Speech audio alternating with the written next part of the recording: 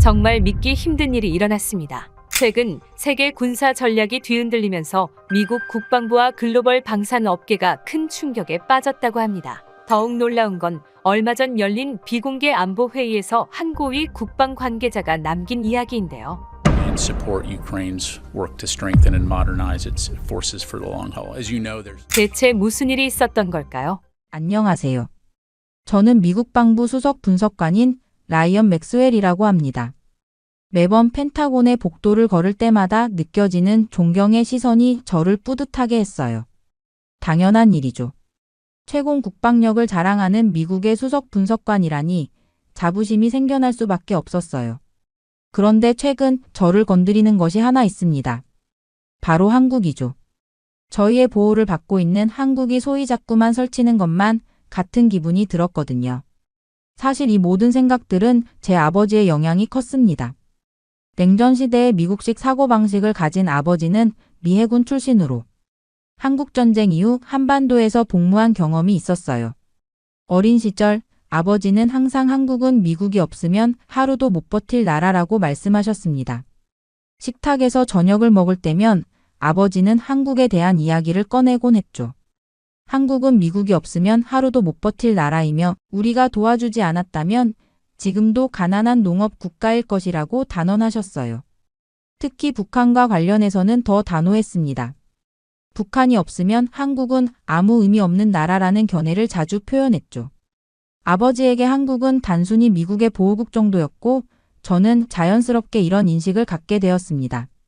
그러다 보니 저는 미국 국방부에서 오랫동안 근무하며 동료들 사이에서도 비슷한 한국에 대한 시각을 공유했습니다. 회의실에서 커피를 마시며 나누는 대화에서 한국은 항상 우습게 취급됐죠. 한국 군대가 주한미군 없이는 하루도 못 버틴다는 식의 발언이 일상적이었습니다. 한국의 방산 산업은 그저 미국 무기 라이선스를 사서 조립하는 수준이라는 평가가 지배적이었어요. 이런 발언이 나올 때마다 저도 웃으며 동의했습니다. 이런 분위기 속에서 저는 한국 방산 산업을 철저히 무시해왔죠. 그리고 실은 한국에 대한 제 개인적인 불만도 컸습니다. 특히 몇 년 전 한국이 미국 무기 대신 국산 무기를 선택했다는 뉴스를 봤을 때는 정말 분노했어요. 사무실에서 뉴스 기사를 보며 화를 참지 못했습니다. 미국이 그렇게 도와줬는데 배은망덕하다고 생각했죠. 그날 밤 집에서 위스키를 마시며 창밖을 바라봤습니다. 워싱턴의 불빛이 빌딩 사이로 반짝였어요. 미국 무기가 최고인데 한국 따위가 독자적으로 무엇을 할 수 있겠냐는 생각이 제 머릿속을 지배했습니다. 그 이후로 저는 한국 방산 기술을 대놓고 평가절하하며 무시해왔어요. 국방부 보고서를 작성할 때마다 한국 군사력에 대한 평가를 의도적으로 낮췄습니다. 동료들과의 회의에서도 한국의 군사기술 발전 가능성을 언급하는 사람이 있으면 조롱 섞인 웃음으로 일축했죠. 한국이 자체 개발한 무기는 결국 미국 기술을 베낀 것이라며 평가절하했습니다. 제 책상 서랍에는 한국 방산 산업 관련 자료가 쌓여 있었지만 한 번도 제대로 읽지 않았어요. 왜 읽었겠습니까? 저에게 한국은 그저 미국의 그늘 아래 존재하는 작은 나라일 뿐이었으니까요. 최소한 그 운명의 보고서를 받기 전까지는 말입니다. 아직도 그날의 기억이 생생합니다. 그날 저는 펜타곤 건물 내 국방부 정례 회의 중이었어요. 창문으로 들어오는 햇살이 회의실 테이블 위에 부드럽게 머물던 그때였죠. 고위 관계자 마크 에반스가 갑자기 회의실 문을 열고 들어왔습니다. 항상 차분한 그의 얼굴에 이례적인 긴장감이 감돌았어요. 라이언, 이거 직접 봐야 할 것 같아. 마크가 두꺼운 서류 뭉치를 내밀었죠. 저는 호기심 반, 의심 반으로 문서를 받아들었습니다. 보고서 표지에는 대담한 글씨체로 한국 방위산업의 급부상과 글로벌 시장에서의 파급력이라고 적혀 있었어요. 문서의 바깥쪽 가장자리에는 긴급 기밀 스탬프가 선명하게 찍혀 있었죠. 저는 속으로 비웃었습니다. 또 한국이 자기들 실력을 과대평가하고 있는 건가? 하는 생각이 들었어요. 수년간 한국을 무시하던 제게는 이런 보고서가 과장된 선전용 자료로밖에 보이지 않았죠. 동료들과 눈빛을 교환하며 어깨를 으쓱했습니다.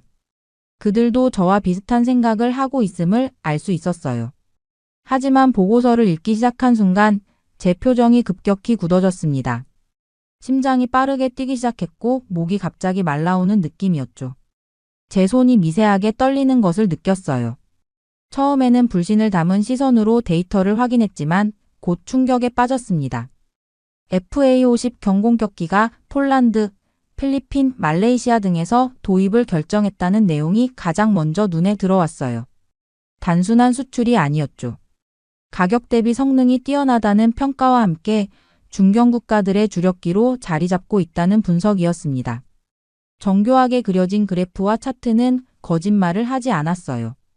증가하는 수출량, 긍정적인 전투 성능 평가, 유지 보수 비용의 효율성. 모든 데이터가 FA50의 성공을 증명하고 있었죠. 다음 페이지로 넘어가자 현무 미사일 시리즈에 관한 내용이 펼쳐졌습니다. 사거리 800km 이상의 탄도미사일을 독자 개발했다니. 제 머릿속에서 경고음이 울렸어요. 보고서는 이를 한국판 지상 발사형 토마호크라고 표현하며 미사일 강국으로 도약했다고 평가했죠. 저도 모르게 고개를 절레절레 흔들었습니다. 한국이 토마호크급 미사일을 개발했다는 사실이 믿기지 않았어요. 더 충격적인 내용이 이어졌죠. K 블랙팬서 전차는 세계 최첨단 액티브 서스펜션 시스템과 자동 장전 장치를 갖춘 최신 전차로 폴란드와 노르웨이 등에 대량 수출이 진행 중이라는 내용이었습니다. 이 정도면 미국의 M1 에이브럼스 전차와 견줄 만한 수준이었어요. 두꺼운 장갑과 강력한 화력, 그리고 뛰어난 기동성까지. 꼼꼼히 정리된 성능 비교표를 보고 저는 혀를 내둘렀죠. 회의실은 갑자기 숨막히게 뜨거워진 것 같았습니다. 보고서의 마지막 부분은 결정적인 한 방이었어요.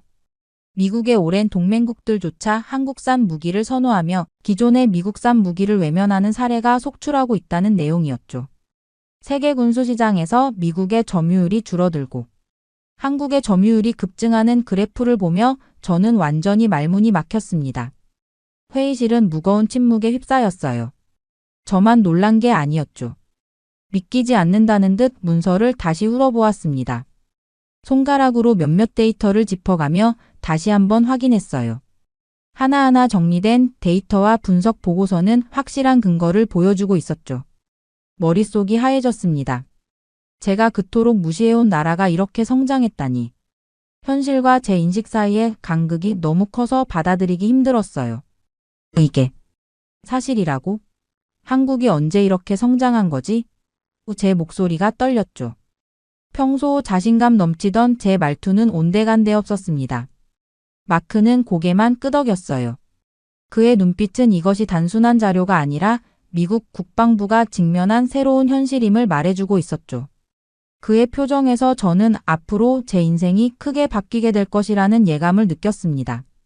다음 날 아침 사무실로 출근하자마자 비서가 저를 맞이했어요. 마크 에반스 국장이 긴급히 저를 찾는다는 전가를 받았죠. 비서의 목소리에 긴장감이 묻어 있었습니다. 저는 한숨을 내쉬며 마크의 사무실로 향했어요. 어제의 보고서가 가져올 파장을 예상하긴 했지만 이렇게 빨리 호출당할 줄은 몰랐습니다. 문을 두드리고 들어서자 마크는 창가에 서서 밖을 바라보고 있었죠. 자리에 앉으라는 마크의 지시에 따라 앉았습니다. 그의 눈빛이 심상치 않았어요. 어제 보고서 때문인지 물었더니 마크는 곧바로 본론으로 들어갔죠. 직접 한국으로 가서 방산 기술을 조사하라는 지시였습니다. 순간적으로 제 귀를 의심했어요. 한국이라고요? 그것도 저를? 장난이냐며 제가 왜 한국까지 가야 하는지 따졌습니다. 목소리가 자연스레 높아졌죠. 국방부에는 동아시아 전문가들이 수두룩한데 저를 보내는 것이 이해되지 않았어요. 마크는 자리에 앉으며 차분하게 설명했습니다. 전문가들은 이미 보고서를 통해 의견을 제시했으니 이제는 다른 시각이 필요하다는 거죠. 저는 필사적으로 핑계를 찾았어요. 현재 중동 정세 분석으로 바쁘고 다음 주에는 의회 청문회도 있어 시간이 나지 않는다고 주장했습니다. 하지만 마크는 모든 업무를 다른 사람에게 넘겼다며 단호하게 말했어요. 이건 제 개인 의견이 아니라 국가의 결정이라고 했죠. 저는 믿을 수 없다는 표정으로 그를 쳐다봤습니다. 마크는 말을 이어갔어요. 대통령도 이 보고서에 관심을 가지고 있으며 한국의 방산 기술이 얼마나 발전했는지 미국에 어떤 영향을 미칠지 명확한 평가가 필요하다고 한다는 내용이었습니다. 제 얼굴이 화끈거렸어요. 상황이 완전히 뒤바뀐 기분이었죠. 제가 그토록 무시하던 한국이 이제는 대통령의 관심사라니 받아들이기 힘들었습니다. 마크는 제 표정을 보고 한마디 더 덧붙였어요. 한국에 대한 제 기존 편견이 맞다면 직접 가서 그걸 증명하고 오라는 도전이었죠. 그렇게 되면 이 보고서가 과장됐다고 결론 내릴 수 있을 거라는 말이었습니다. 그 말에 저는 잠시 생각했어요. 직접 가서 한국의 방산 기술이 실제로는 과대평가됐다는 것을 증명한다면 제 평판이 회복될 수도 있겠다는 생각이 들었습니다. 마지못해 언제 출발하는지 물었죠. 마크는 내일 저녁이며 비행기표는 이미 예약되어 있다고 대답했습니다. 사무실을 나오면서 저는 분노로 가득 찼어요. 권위 있는 국방부 수석 분석관이 이렇게 갑작스럽게 한국으로 파견된다니. 사무실로 돌아와 책상을 주먹으로 내리쳤습니다.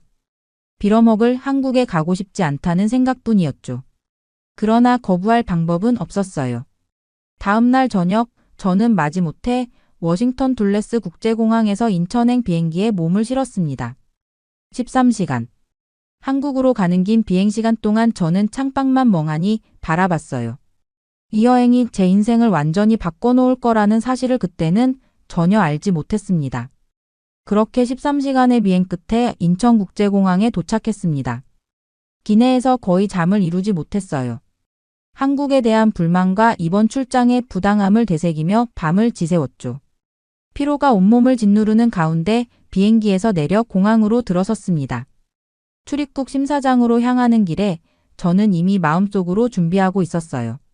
분명 복잡하고 시간이 오래 걸리는 절차일 거라고 예상했죠. 미국에서도 외국인 입국 심사는 길게는 1시간 이상 걸리기도 합니다. 하지만 제 예상은 완전히 빗나갔어요. 출입국 심사대에 다가서자 얼굴 인식 카메라가 제 얼굴을 스캔했습니다. 신원 확인과 입국 허가가 단 몇 초 만에 완료됐죠. 어리둥절한 표정으로 심사대를 통과했어요. 미국보다 훨씬 빠르잖아. 이런 생각이 스쳐 지나갔습니다. 수화물을 찾아 입국장으로 나오는 길에도 놀라움의 연속이었어요. 공항 내부는 깨끗하고 현대적이었죠. 미국의 주요 공항들과 비교해도 전혀 뒤떨어지지 않았습니다. 오히려 더 세련된 느낌이었어요. 입국장에서 짐을 끌고 나오는데 갑자기 제 앞에 로봇이 나타났습니다.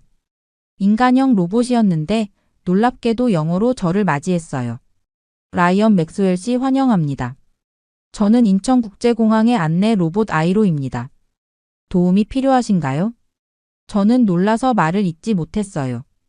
AI 로봇이 저의 신원을 어떻게 알았는지 그리고 이렇게 자연스러운 영어로 대화가 가능하다는 사실이 충격적이었습니다. 미국에서도 이 정도 수준의 AI 로봇은 아직 공공장소에 보편화되지 않았거든요.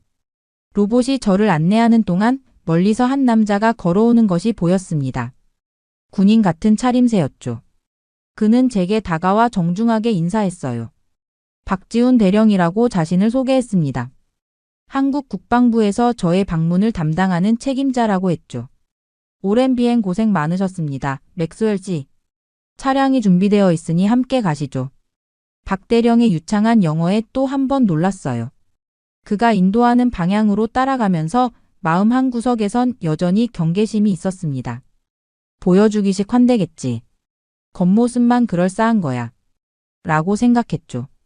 주차장으로 나가자 세련된 디자인의 검은색 자동차가 우리를 기다리고 있었어요. 박 대령이 문을 열어주며 설명했습니다. 이것은 최신형 자율주행 수소차라고 했죠. 무슨 말인지 알 듯 말 듯 했습니다. 차의 타자 운전석에는 아무도 없었어요. 박 대령은 목적지만 말했고 차는 스스로 움직이기 시작했습니다. 조용하고 매끄러운 주행감이었죠. 창밖으로 펼쳐지는 인천의 풍경을 보며 저는 점점 혼란스러워졌어요. 이런 자율주행 차량이 상용화되어 있나요? 그 궁금증을 참지 못하고 물었습니다. 박 대령은 미소를 지으며 답했어요. 이미 몇 년 전부터 주요 도시에서는 자율주행 택시가 일반화되었다고 했죠. 우리가 타고 있는 수소차는 미세먼지 배출이 전혀 없는 친환경 차량이라는 설명도 덧붙였습니다.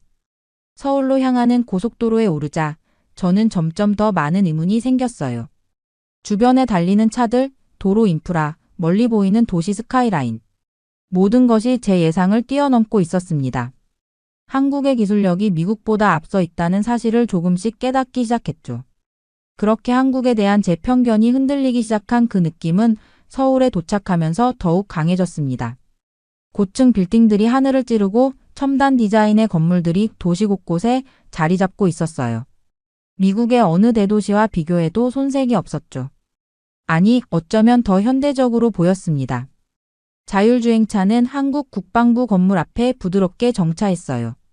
박지훈 대령이 저를 안내했죠. 국방부 건물은 웅장하면서도 미래지향적인 디자인이었습니다. 내부로 들어서자 첨단 보안 시스템이 눈에 띄었어요.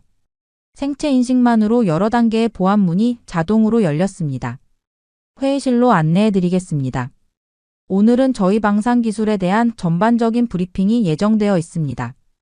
박 대령이 말했어요. 회의실에 들어서는 순간 저는 입을 다물지 못했습니다. 테이블 중앙에서 3D 홀로그램이 공중에 떠 있었죠. 마치 공상과학 영화에서나 볼 법한 광경이었어요. 박 대령이 간단한 음성 명령을 내리자 홀로그램이 변형되며 브리핑이 시작되었습니다. 안녕하세요, 맥스웰 씨. 저는 한국 국방 AI 시스템 세종입니다. 오늘 저희 방산 기술에 대해 안내해 드리겠습니다. AI가 제 이름을 알고 있다는 사실에 또 한 번 놀랐어요. 홀로그램은 FA-50 경공격기에 대한 상세 정보를 표시하기 시작했습니다. 3D로 구현된 전투기가 공중에서 실제처럼 움직였죠. FA-50은 현재 폴란드, 필리핀, 말레이시아 등 10개국 이상에 수출되고 있으며 가격 대비 성능 면에서 세계 시장에서 1위를 차지하고 있습니다. AI의 브리핑이 이어졌어요. 현무 미사일 시리즈가 홀로그램에 나타났습니다. 사거리, 정확도, 파괴력 등의 데이터가 실시간으로 표시됐죠. 미국의 토마호크와 비교 분석 차트도 함께 보여주었어요. 놀랍게도 일부 성능에서는 현무가 토마호크를 앞서고 있었습니다. 다음은 K 블랙팬서 전차였어요. 홀로그램으로 구현된 전차가 눈앞에서 360도 회전하며 각 부분의 특징을 보여주었습니다. 특히 액티브 서스펜션 시스템은 가파른 경사도 쉽게 올라가는 모습을 시뮬레이션으로 보여줬어요. 현재 폴란드와 노르웨이에 대량 수출 계약이 진행 중이며 중동과 동남아시아 국가들과도 협상 중입니다. 브리핑은 계속됐습니다. 더 충격적인 내용이 이어졌어요. AI 군집 드론 기술이 소개됐죠. 수백 대의 드론이 하나의 의식처럼 움직이는 시뮬레이션이 펼쳐졌습니다. 이미 일부 부대에 실전 배치되었다는 설명이 있었어요. 자율형 전투 로봇도 놀라웠습니다. 사람의 개입 없이도 임무를 수행할 수 있는 인공지능을 탑재했다고 했죠. 하지만 가장 충격적인 것은 양자 암호 통신 기술이었어요. 이론상 해킹이 불가능한 이 기술이 이미 군사 통신망에 적용되고 있다는 사실이었습니다. 브리핑이 끝나고 저는 한동안 말을 잇지 못했어요. 워싱턴에서 봤던 보고서는 빙산의 일각에 불과했습니다. 한국의 군사기술은 제가 상상했던 것보다 훨씬 더 발전해 있었죠. 질문 있으신가요? 박 대령이 물었습니다. 저는 겨우 목소리를 찾았어요. 이게 다 실제로 개발된 기술인가요? 아직 연구 단계가 아니고요? 박 대령은 미소를 지었습니다. 모두 실전 배치되었거나 최종 테스트 단계의 기술들입니다. 내일 직접 보여드리겠습니다. 그날 밤 저는 호텔방에서 밤새 뒤척이며 전날 본 한국의 군사기술을 곱씹었습니다. 아무리 생각해도 뭔가 석연치 않았어요. 그렇게 화려한 프레젠테이션이었지만 실제와는 차이가 있을 거라고 생각했죠. 분명 보여주기식 과장된 홍보겠지, 실전에서는 미군의 장비가 훨씬 뛰어날 거라는 생각이 들었습니다. 다음 날 아침 박지훈 대령이 호텔 로비에서 저를 맞이했어요. 오늘의 일정을 설명하며 주한미군 기지를 방문하면 생각이 달라질 것이라고 말했죠. 그의 표정에서 자신감이 느껴졌습니다. 박 대령의 제안에 저는 마지못해 고개를 끄덕였어요. 속으로는 비웃고 있었죠. 미군이 한국군을 대체 어떻게 평가할지 뻔하다는 생각뿐이었습니다. 미군이 한국군을 어떻게 생각하는지는 이미 알고 있다고 자신했어요. 여전히 제 편견은 견고했습니다. 자율주행차로 약 1시간을 달려 평택의 주한미군 기지에 도착했어요. 기지 입구에서 마이클 존슨 대령이 우리를 맞이했습니다. 오늘은 한미합동훈련이 예정되어 있다는 설명을 들었죠. 수십 년간 군 생활을 해온 베테랑으로 보였습니다. 우리는 훈련장으로 향했어요. 넓은 관측대에서 아래 펼쳐지는 광경을 내려다보았죠. 한국군이 FA-50 전투기, K 전차, 현무미사일 시스템을 동원한 대규모 훈련을 시작하고 있었습니다. 특히 눈길을 끈 것은 하늘을 쏘놓은 수백 대의 AI 군집 드론이었어요. 마치 하나의 생명체처럼 완벽하게 움직이고 있었죠. 훈련은 숨막히게 진행됐습니다. FA-50 전투기들이 정밀한 공중 타격을 수행하고 K 전차들이 복잡한 지형을 유연하게 극복하며 목표물을 정확히 타격했어요. 현무 미사일은 100km 밖의 목표를 오차없이 명중시켰습니다. AI 드론들은 적 방공망을 교란하고 정찰 임무를 완벽하게 수행했죠. 훈련이 끝나고 미군 장교들이 모여 평가회의를 하는 자리에 저도 참석하게 됐어요. 그때들은 미군 장교들의 반응은 저를 완전히 당혹스럽게 했습니다. 공군 소령이 FA-50에 대해 놀라움을 표했고 그 가격에 비해 성능이 뛰어나 미 공군도 관심을 가질 만하다는 평가를 했어요. 육군 대위는 K 전차의 서스펜션 성능이 미국의 M1 전차보다 기동성이 좋다고 평가했죠. 미사일 전문가로 보이는 장교는 현무 미사일이 토마호크와 비교해도 손색 없다는 감탄을 표했습니다. 존슨 대령의 마무리 발언이 가장 충격적이었어요. 한국 무기가 생각보다 강력해서 미군이 오히려 배워야 할 점이 있다는 평가였습니다. 이건 제가 예상했던 반응이 전혀 아니었어요. 제 머리가 혼란스러웠죠. 이게 뭐지? 이건 내가 알던 한국이 아니라는 생각이 들었습니다. 주한미군마저 이렇게 긍정적으로 평가하고 있다니 믿기지 않았어요. 더 큰 충격은 기지 식당에서 미군 병사들의 대화를 우연히 들었을 때 왔습니다. 그들의 솔직한 평가가 저를 더욱 당황스럽게 했어요. 한국군에 대해 장비가 좋고 훈련이 잘 되어 있으며 전투력이 미군과 거의 동급이라는 평가였죠. 한 병사는 한국군이 주한미군을 의존할 것이라 생각했는데 오히려 미군이 한국군에게 배우는 점이 많다고 했습니다. 또 다른 병사는 한국군이 미국의 보호 대상이 아니라 진정한 파트너라는 평가를 내렸어요. 그날 밤 호텔로 돌아오는 차 안에서 저는 말없이 창밖만 바라봤습니다. 머릿속은 혼란스러웠죠. 미국이 한국을 보호하는 게 아니라 한국이 미국을 돕는 건가 하는 생각이 들었어요. 제 생각이 완전히 틀렸던 걸까요? 한국군은 제가 상상했던 것보다 훨씬 강했습니다. 미국 무기를 쓰지 않아도 충분히 강국이었어요. 미군조차 한국을 더 이상 보호 대상이 아닌 강력한 동맹국으로 보고 있었죠. 그렇게 한국에서의 마지막 날, 박지훈 대령은 저에게 질문했습니다. 한국 방산 기술에 대한 제 의견이 어떻게 바뀌었는지 물었어요. 솔직히 답할 수밖에 없었죠. 제 인식이 완전히 바뀌었다고 말했습니다. 그는 만족스러운 미소를 지었어요. 미국으로 돌아오는 비행기 안에서 저는 보고서를 작성했습니다. 이전에 제 보고서들과는 완전히 다른 내용이었어요. 한국의 군사기술력을 객관적으로 평가하고 미국이 이를 어떻게 바라봐야 할지에 대한 제안을 담았죠. 13시간의 비행 동안 단 한순간도 쉬지 않고 키보드를 두드렸습니다. 이건 제 커리어에서 가장 중요한 보고서가 될 것 같았어요. 워싱턴에 도착한 다음 날 국방부에서 긴급회의가 소집됐습니다. 마크 에반스가 저에게 전화를 걸어 모든 고위 관계자들이 제 보고를 직접 듣고 싶어 한다고 했어요.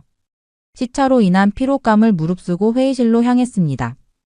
회의실에 들어서자 국방장관을 비롯한 고위 관계자들이 모두 모여 있었어요. 그들의 표정은 심각했죠. 저는 준비해온 프레젠테이션을 시작했습니다.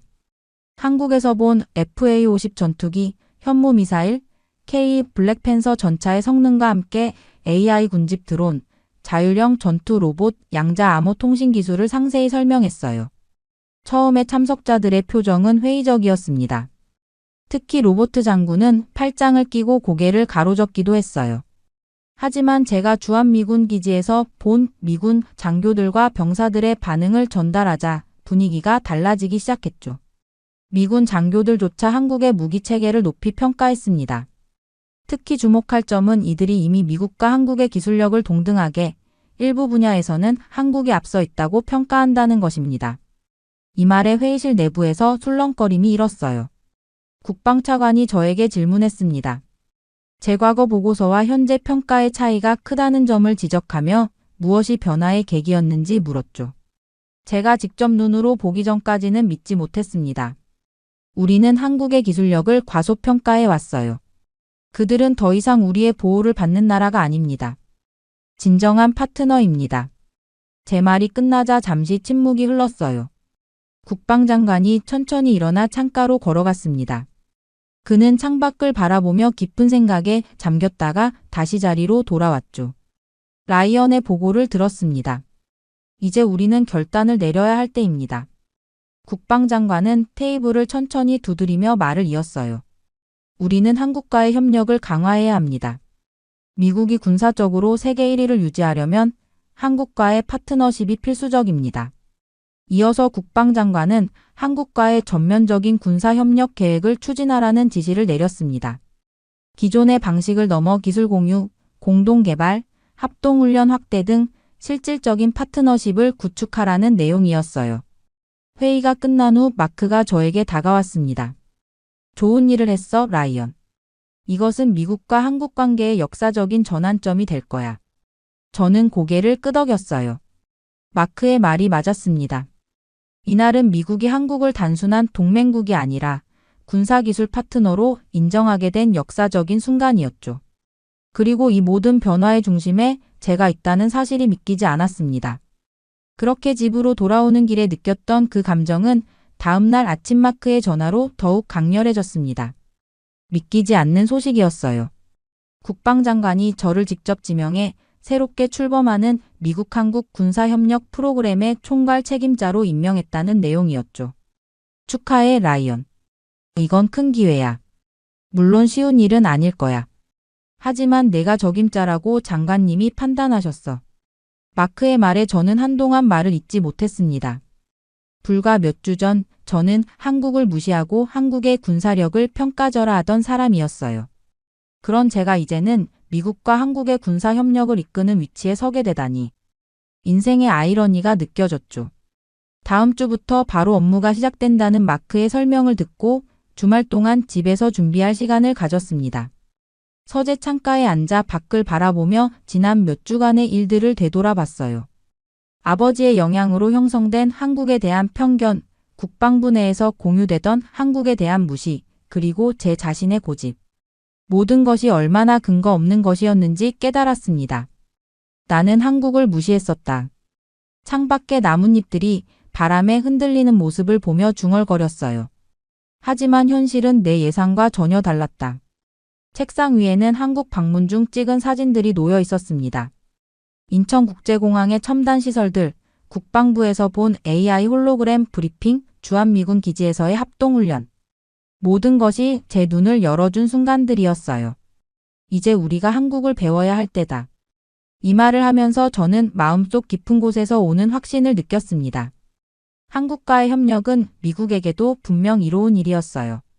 우리가 세계 최강국의 지위를 유지하기 위해서는 한국과 같은 진정한 파트너가 필요했죠. 월요일 아침, 제가 프로그램 총괄 책임자로서 첫 출근하는 날이었습니다. 새롭게 마련된 사무실로 들어서자 한국 측 대표단이 이미 도착해 있었어요. 그 중에는 익숙한 얼굴이 있었죠. 박지훈 대령이었습니다. 다시 만나게 되어 반갑습니다. 맥스웰 씨. 박 대령이 미소를 지으며 말했어요. 저도 정말 반갑습니다. 박 대령님. 이제는 같은 팀이네요. 진심을 담아 대답했습니다. 저는 미팅룸으로 모두를 안내했어요. 테이블에는 양국의 국기가 나란히 놓여 있었습니다.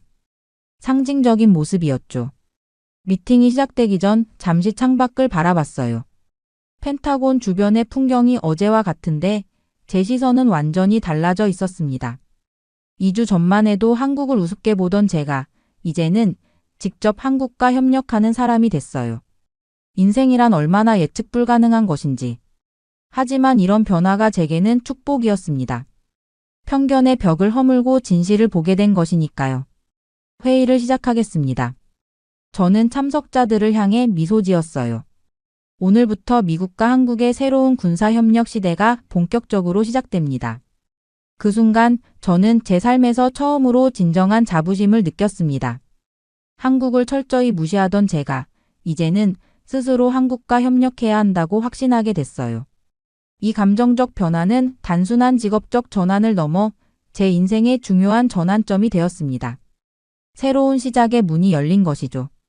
회의가 끝난 후 잠시 생각에 잠겼어요. 제 오랜 편견이 완전히 깨져버린 이 모든 과정은 결국 한국 덕분이었습니다.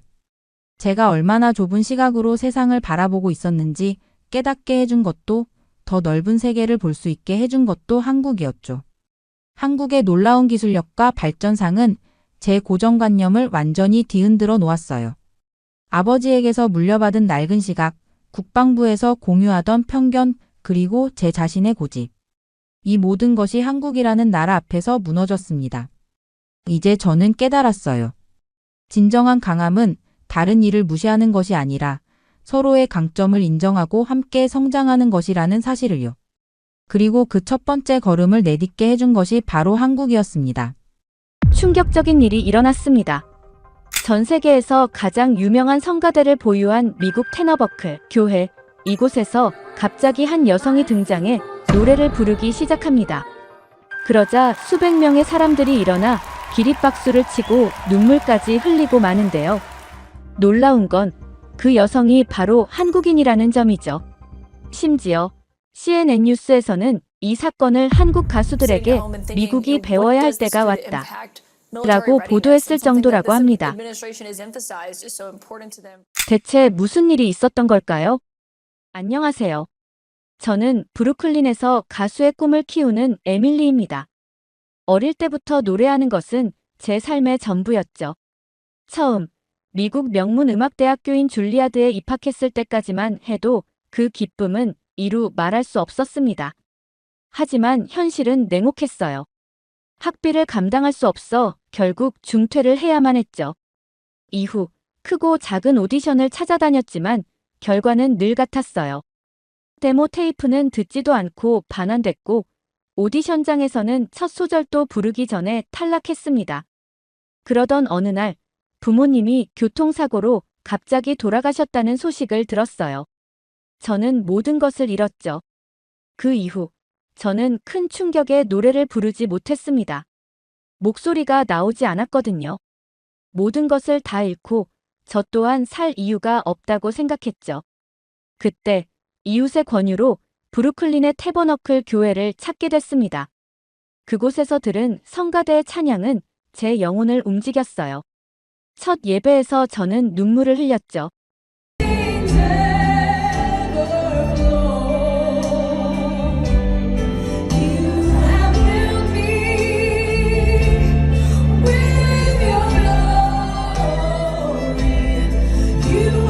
태버너클 교회는 단순한 교회가 아니었습니다. 그래미상을 6번이나 수상한 성가대는 다양한 음악 그룹과 협연하며 브루클린을 넘어 뉴욕 전체의 자랑이었어요. 저는 매주 성가대 연습을 지켜보며 희망을 되찾아갔죠. 약물 중독에서 벗어난 테너, 가정폭력을 겪었던 소프라노, 홈리스였던 베이스. 모두가 음악으로 치유받은 사람들이었습니다. 음악은 단순한 소리가 아니야. 영혼의 언어지. 성가대 지휘자의 말씀이 제 가슴에 새겨졌어요. 그분은 제게 테크닉보다 진심을 담는 법을 가르쳐 주셨습니다. 덕분에 저는 다시 노래하기 시작했어요. 처음엔 샤워실에서, 그 다음엔 교회 비었을 때, 그리고 마침내 작은 카페에서 무대에 섰죠. 매주 일요일 태버너클 교회에서 울려 퍼지는 찬양은 제 마음의 상처를 치유했습니다. 그곳의 성가대는 전통적인 흑인 연가부터 현대적인 편곡까지 다양한 장르를 아우르며 제 음악적 시야를 넓혀주었어요. 하지만 그때까지만 해도 저는 서양 음악의 전통 안에서만 진정한 가치를 찾았죠. 그렇게 태버너클 교회에서 희망을 찾아가던 그 무렵 미국 전역에서는 한국 음악의 인기가 급상승하고 있었습니다. 처음에는 몇몇 아이돌 그룹의 노래가 라디오에서 간간히 들리더니 곧 거리 곳곳에서 한국어 노래가 흘러나왔어요. 젊은이들 사이에서는 한국 아이돌의 춤을 따라 추는 것이 유행이 되었죠. 에밀리, 이 노래 들어봤어? 요즘 핫한 K-팝이야. 교회 청년부 친구 제시카가 스마트폰을 내밀었습니다. 저는 몇 초 듣다가 얼굴을 찌푸렸어요. 미안해. 난 이런 음악은 별로야. 솔직히 말해서 제 귀에는 그저 시끄럽고 인위적인 소리로만 들렸습니다. 화려한 의상과 완벽하게 맞춘 안무가 음악의 본질을 가리는 것 같았죠. 브루클린 거리에 늘어선 한인 상점들에서도 한국 음악이 흘러나왔어요. 카페, 식당, 마트. 어디를 가도 K-팝을 피할 수 없었습니다. 하지만 솔직히 말하자면 저는 편견이 가득했어요. K-팝은 그저 공장에서 찍어내는 인위적인 상품 같았습니다. 노래보다 외모와 마케팅에 의존하는 음악이라고 생각했어요. 진정한 음악이란 아델이나 샘 스미스, 휘트니, 휴스턴처럼 깊은 감성과 진실된 목소리를 가진 아티스트들이 부르는 것이라고 믿었죠. 에밀리, 너무 폐쇄적인 생각 아냐? 룸메이트 제니퍼는 제 편견을 지적했습니다. 아직 제대로 들어보지도 않고 판단하는 거잖아. 하지만 저는 고집을 부렸어요. 내가 좋아하는 음악은 따로 있어. 가공된 한국 인형들보다는 진짜 뮤지션을 선호해. 그런 저의 태도에 제니퍼는 한숨만 내쉬었죠. 너처럼 음악을 사랑한다는 사람이 이렇게 다친 마음을 가지다니 정말 아쉽다. 그러던 어느 날 교회 로비에서 한국에서 오신 교인분들과 이야기를 나누게 됐어요. 그분들이 스마트폰으로 한국 가수들의 영상을 보여주셨지만 저는 겉으로만 관심을 보이고 속으로는 또 K-팝이네 하고 생각했습니다. 한국에는 다양한 장르의 음악이 있어요. 아이돌 노래만 있는 게 아니랍니다. 한 분이 설명해 주셨어요. 하지만 제 귀에는 들어오지 않았죠. 진정한 음악은 자연스러운 감정과 깊은 메시지가 담겨야 한다고 생각했습니다. 화려한 조명과 완벽한 안무 뒤에 가려진 음악이 아니라 아무런 장치 없이도 영혼을 울릴 수 있는 순수한 보컬과 진심 어린 가사가 담긴 음악이어야 했어요. 그런 생각을 가진 저에게 한국 음악은 받아들일 수 없는 장르였죠. 교회에서 만난 한인분들의 친절한 권유에도 계속해서 고개를 저었습니다. 그들의 음악적 취향을 존중하면서도 저 자신은 결코 그 세계에 발을 들이고 싶지 않았어요. 하지만 운명이란 참 아이러니하죠. 가장 완고하게 거부했던 것이 결국 제 삶을 뒤바꿔 놓을 줄은 그때의 저는 전혀 상상하지 못했습니다. 어느 날 교회 게시판에 특별한 공지가 올라왔어요. 다가오는 주일 예배에 한국에서 온 특별 초청 가수가 찬양을 부른다는 내용이었죠. 담임 목사님께서 한국에서 온 소양이라는 가수가 이번 주일에 찬양을 이끌 예정이라고 안내하셨습니다. 그 말씀을 듣는 순간 저는 속으로 눈을 굴렸어요. 왜 하필 한국 가수인지 이해할 수 없었습니다. 교회 친구들은 모두 들떠 있었죠. 저는 억지로 미소 지었지만 속으로는 분노에 가까운 실망감이 일었어요. 태버너클 교회의 성가대는 이미 세계적인 수준이었습니다. 그래미상을 여러 번 수상한 뛰어난 연주자들과 가수들이 모인 곳이었죠. 굳이 외부에서, 그것도 한국에서 가수를 초청해 우리의 아름다운 예배를 망칠 이유가 뭐란 말입니까? 주일이 다가올수록 교회 안에서는 그 한국 가수에 대한 이야기로 떠들썩했습니다. 특히 한인 교인들은 자국 가수의 방문에 자부심을 느끼는 듯 했어요. 하지만 저는 여전히 회의적이었죠. 아니, 솔직히 말하면 화가 났습니다. 우리 교회의 신성한 분위기가 K-팝 가수의 등장으로 훼손될까 두려웠어요. 한인 교인분들이 소양이 한국에서 정말 유명한 가수라고 설명해 주셨지만 저는 무관심한 표정을 지었습니다. 한국 음악은 제 스타일이 아니라고 단호하게 말씀드렸어요. 그럼에도 불구하고 그분들은 미소를 잃지 않으셨죠. 이번엔 다를 거라며 기대해보라고 하셨습니다. 주일 아침 저는 평소보다 더 늦게 교회에 도착했어요. 솔직히 말하자면 그 한국 가수의 공연을 최대한 적게 보고 싶었습니다. 가능하다면 그 시간에 화장실에 가 있고 싶을 정도였죠. 하지만 예배에는 참석해야 했으니까요. 교회 안은 이미 사람들로 가득 차 있었어요. 친구가 자리를 잡아놓아 그 옆에 앉았습니다. 자리에는 이미 예배 순서지가 놓여 있었어요. 순서지를 살펴보니 특별 찬양 소양이라는 이름이 인쇄되어 있었죠. 속으로 한숨을 내쉬었습니다. 우리 성가대의 아름다운 화음을 이 낯선 가수가 망치게 될 거라고 확신했어요. 담임 목사님이 나와 소양을 소개했습니다. 오늘 교회에 특별한 손님이 오셨다며 한국에서 오신 소양 씨는 하나님께 받은 재능으로 세계 각국에서 찬양을 이어가고 계시다고 말씀하셨어요. 교인들은 환영의 박수를 보냈지만 저만은 냉담한 시선으로 바라보고 있었습니다. 오늘 예배의 영적인 분위기가 완전히 망가질 것이라 예상했어요. 아마도 평범한 K-팝 스타일의 노래가 이어지겠구나 싶었죠. 소양이 마이크 앞에 섰습니다. 단정한 차림새, 화려한 의상도 없고 과한 화장도 없었어요. 조용히 성가대를 바라보며 준비를 마쳤죠. 저는 무관심한 표정으로 프로그램 책자만 바라보고 있었습니다. 반주가 시작되고 저는 여전히 무관심하게 시계만 바라보고 있었습니다. 그런데 갑자기 교회 안에 울려 퍼진 첫 음절에 저는 고개를 번쩍 들었어요. 마치 전류가 온몸을 관통하는 듯한 느낌이었죠.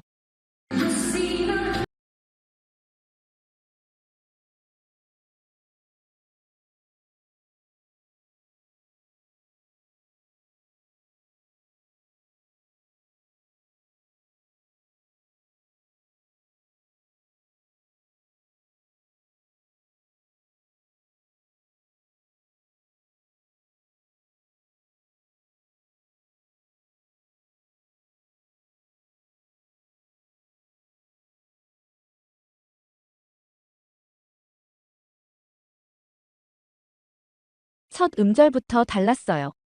그 순간 저는 얼어붙었습니다. 기대했던 가볍고 인위적인 K-팝 스타일의 노래가 아니었어요. 그녀의 목소리는 강렬하면서도 놀라울 정도로 부드러웠습니다. 마치 천상에서 내려온 듯한 음색이었죠. 한 번도 경험해 본 적 없는 감정이 제 안에서 일어났어요. 소양의 목소리는 단순히 귀로 듣는 것이 아니라 온몸으로, 영혼으로 느껴지는 것 같았습니다. 그녀가 부르는 찬송가는 기술적으로 완벽했을 뿐만 아니라 깊은 감정이 실려 있었어요. 익숙한 찬송가였지만 그녀의 목소리로 듣는 순간 완전히 새로운 곡처럼 느껴졌어요. 마치 처음 듣는 노래 같았죠. 각 가사에 담긴 의미가 그녀의 목소리를 통해 더욱 선명하게 전달되었습니다. 교회 안의 공기가 변했어요. 모든 사람들이 숨을 죽이고 그녀의 노래에 집중하고 있었습니다. 담임 목사님부터 어린아이들까지 모두가 소양의 목소리에 매료되었죠. 그 순간만큼은 시간이 멈춘 듯 했어요. 제 편견과 선입견이 무너져 내리기 시작했습니다. 이것은 단순한 공연이 아니었어요. 마치 기도처럼 영혼을 담은 간절한 고백처럼 느껴졌죠. 소양의 목소리는 단순히 아름다운 것을 넘어 치유의 힘을 가지고 있었습니다. 노래가 절정에 달했을 때 저는 눈물이 흐르는 것을 느꼈어요. 언제부터 울고 있었는지도 모르게 뺨 위로 눈물이 흘러내리고 있었습니다. 부모님을 잃은 후 굳게 닫아두었던 제 마음의 문이 조금씩 열리는 것 같았어요. 소양의 고음은 마치 천장을 뚫고 하늘로 올라가는 듯 했습니다. 그 음이 교회 안을 가득 채웠을 때 제 심장은 마치 멈춘 것 같았어요. 그녀의 목소리에는 고통, 희망, 위로, 그리고 깊은 믿음이 모두 담겨 있었습니다. 노래가 끝나갈 무렵 저는 제가 무엇을 그렇게 완고하게 거부했는지 이해할 수 없었어요. 왜 한국 음악, 한국 가수에 대해 그런 편견을 가졌는지 스스로가 부끄러웠습니다. 소양의 노래는 음악에는 국경이 없다는 것을 가르쳐 주었죠. 마지막 음절이 교회 안에 여운으로 남았을 때 잠시 침묵이 흘렀습니다. 그리고 갑자기 모든 사람들이 일제히 자리에서 일어났어요. 저도 모르게 함께 일어서서 뜨거운 박수를 보내고 있었습니다. 기립박수가 몇 분 동안이나 계속되었어요. 아멘. 할렐루야. 교인들의 환호성이 터져 나왔습니다. 모두가 감동에 휩싸여 있었어요. 저는 여전히 눈물을 멈출 수 없었죠. 부모님을 잃은 후 처음으로 느끼는 깊은 위로와 감동이었습니다. 소양은 겸손하게 고개를 숙여 인사했어요. 화려한 포즈나 과장된 제스처 없이 조용히 감사의 인사를 전했습니다. 그 모습조차 진정성 있게 느껴졌죠. 이것이 진짜 아티스트의 모습이구나 싶었어요. 담임 목사님께서 다시 단상에 올라오셨지만 한동안 말씀을 이어가지 못하셨습니다. 목사님 역시 감동에 목이 메셨던 거죠. 우리 모두 하나님의 선물을 목격했습니다. 라는 말씀만 간신히 전하셨어요. 예배가 계속 진행되는 동안에도 제 마음속에는 소양의 목소리가 맴돌았습니다. 모든 것이 변했어요. 한국 음악에 대한 제 편견, 음악의 본질에 대한 생각, 심지어 제 자신의 가수로서의 꿈까지. 단 한 번의 노래로 소양은 제 세계를 뒤흔들어 놓았습니다. 예배가 끝나고 집으로 돌아오자마자 저는 노트북을 펼쳤습니다. 손가락이 떨리도록 급했어요. 소양의 목소리가 여전히 제 귓가에 맴돌았죠. 그녀에 대해 더 알고 싶다는 욕망이 강하게 일었습니다. 검색창에 소양이라고 입력했어요. 순간 수많은 영상과 기사들이 화면에 나타났습니다. 첫 번째 영상을 클릭했죠. 한국의 오디션 프로그램에서 부르는 소양의 모습이었습니다. 그녀의 목소리가 다시 한번 저를 압도했어요. 믿을 수 없어. 한 영상에서 다른 영상으로 넘어가며 밤새도록 시청했습니다. 교회에서 들었던 것은 빙산의 일각에 불과했어요. 소양의 레퍼토리는 놀라울 정도로 다양했죠. 팝, 발라드, 재즈, 클래식, 크로스오버. 모든 장르를 자신만의 색깔로 소화하고 있었습니다. 소양에 대한 검색으로 시작됐지만 곧 다른 한국 가수들에게도 관심이 옮겨갔어요. 추천 영상을 따라 클릭하다 보니 거미라는 가수의 영상에 도달했습니다. 첫 음절을 듣는 순간 또다시 충격을 받았죠. 거미의 파워풀한 고음은 제가 알던 어떤 팝 가수와도 비교할 수 없었어요. 그 다음엔 김광석이라는 가수를 발견했습니다. 그의 담담하면서도 깊은 감성은 마치 길 잃은 영혼을 위로하는 것 같았어요. 비록 가사는 이해할 수 없었지만 그의 음색과 감정 전달은 언어의 장벽을 넘어 제 마음을 울렸습니다. 어떻게 이런 음악들을 모르고 살았지? 새벽이 되도록 저는 한국 음악의 세계에 푹 빠져 있었어요. 이전의 편견이 얼마나 어리석었는지 깨달았죠. K-팝 아이돌만 생각했던 제 시야가 얼마나 좁았는지 부끄러웠습니다. 특히 놀라웠던 것은 한국 가수들의 기술적 완성도였어요. 고음 처리, 호흡 조절, 감정 표현. 모든 면에서 세계 최고 수준이었습니다. 그동안 제가 얼마나 무지했는지 실감했죠. 밤을 새워가며 검색을 계속하던 중 저는 한 기사를 발견했습니다. 눈을 의심할 수밖에 없었어요. 기사는 소양이 곧 있을 콘서트에 대한 소식을 전하고 있었죠. 그런데 그 콘서트의 주인공은 다름 아닌 제가 어릴 적부터 동경해온 가수였습니다. 세계적인 팝스타 마이클 볼튼, 서울 콘서트에 특별 게스트 소양 출연 확정. 그 순간 제 심장이 빠르게 뛰기 시작했어요. 제가 가장 사랑하는 가수와 소양이 같은 무대에 선다니 이건 마치 운명의 신호 같았습니다. 마이클 볼튼은 제가 가수의 꿈을 품게 된 결정적인 이유였어요. 학비 때문에 학교를 그만두기 전까지 저는 그의 곡만 연습했었죠. 화면을 뚫어져라 보며 공연 날짜를 확인했습니다. 아직 한 달 정도 남아 있었어요. 충분히 준비할 시간이 있었죠. 한국, 그곳은 제게 완전히 낯선 나라였습니다. 하지만 그 순간 저는 결심했어요. 반드시 그 공연을 보러 가야 한다고요. 가야 해. 무슨 수를 써서라도. 마음속으로 되뇌었습니다. 그 결심은 단순한 충동이 아니었어요. 제 음악적 여정에서 중요한 전환점이 될 것이라는 확신이 들었죠. 다음 날 아침, 저는 즉시 행동에 옮겼습니다. 먼저 여권을 확인했어요. 다행히 유효기간이 남아 있었죠. 다음은 비행기 표였습니다. 저축해놓은 돈은 많지 않았지만 이번만큼은 아껴둔 비상금을 써야 할 때라고 생각했어요. 6. 직접 만나러 가야겠다.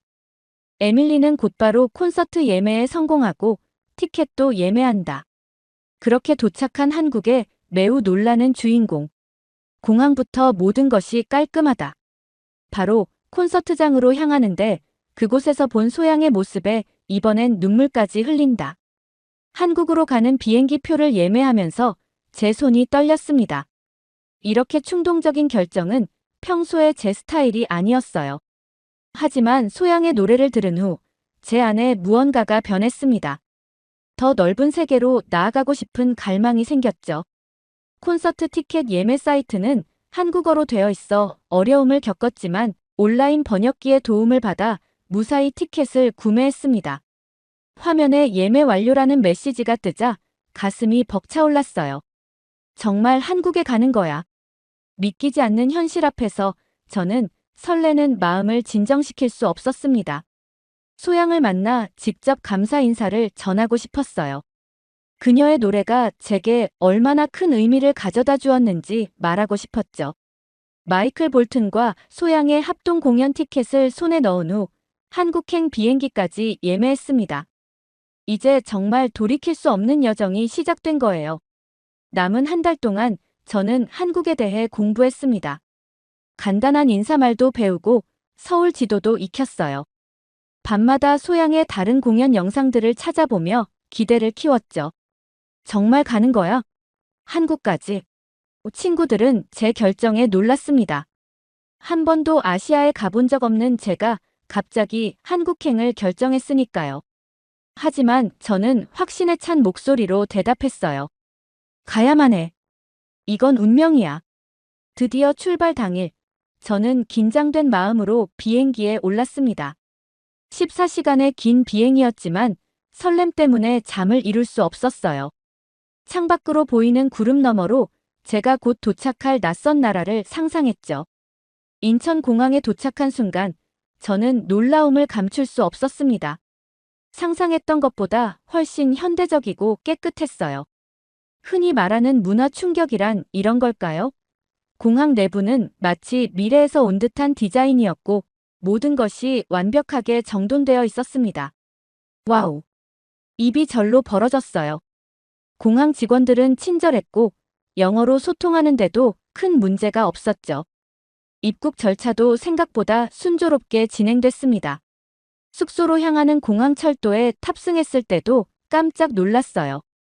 뉴욕의 지하철과는 비교할 수 없을 정도로 깨끗하고 조용했죠. 호텔에 체크인하고 잠시 휴식을 취한 후 저는 콘서트 장소를 미리 답사해 보기로 했습니다. 서울은 제가 상상했던 것보다 훨씬 활기차고 현대적인 도시였어요. 높은 빌딩들 사이로 한국의 전통적인 건물들도 보였죠. 이 조화로움이 마음에 들었습니다. 콘서트장은 호텔에서 그리 멀지 않은 곳에 있었어요. 건물 외관을 보는 것만으로도 가슴이 두근거렸습니다. 내일이면 이곳에서 마이클 볼튼과 소양의 공연을 볼 수 있다니. 아직도 꿈만 같았어요. 내일이면 정말 그들을 볼 수 있겠지? 콘서트장 앞에서 잠시 서성이다가 호텔로 돌아왔습니다. 그날 밤은 흥분된 마음에 잠을 설쳤어요. 드디어 콘서트 당일이 밝았죠.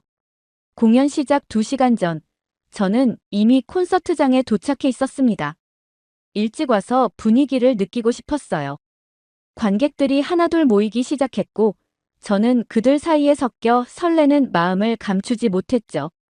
드디어 공연이 시작됐습니다. 마이클 볼튼이 먼저 무대에 올라 히트곡들을 열창했어요. 어릴 적부터 동경해온 가수의 라이브를 직접 듣는 것만으로도 감격스러웠죠.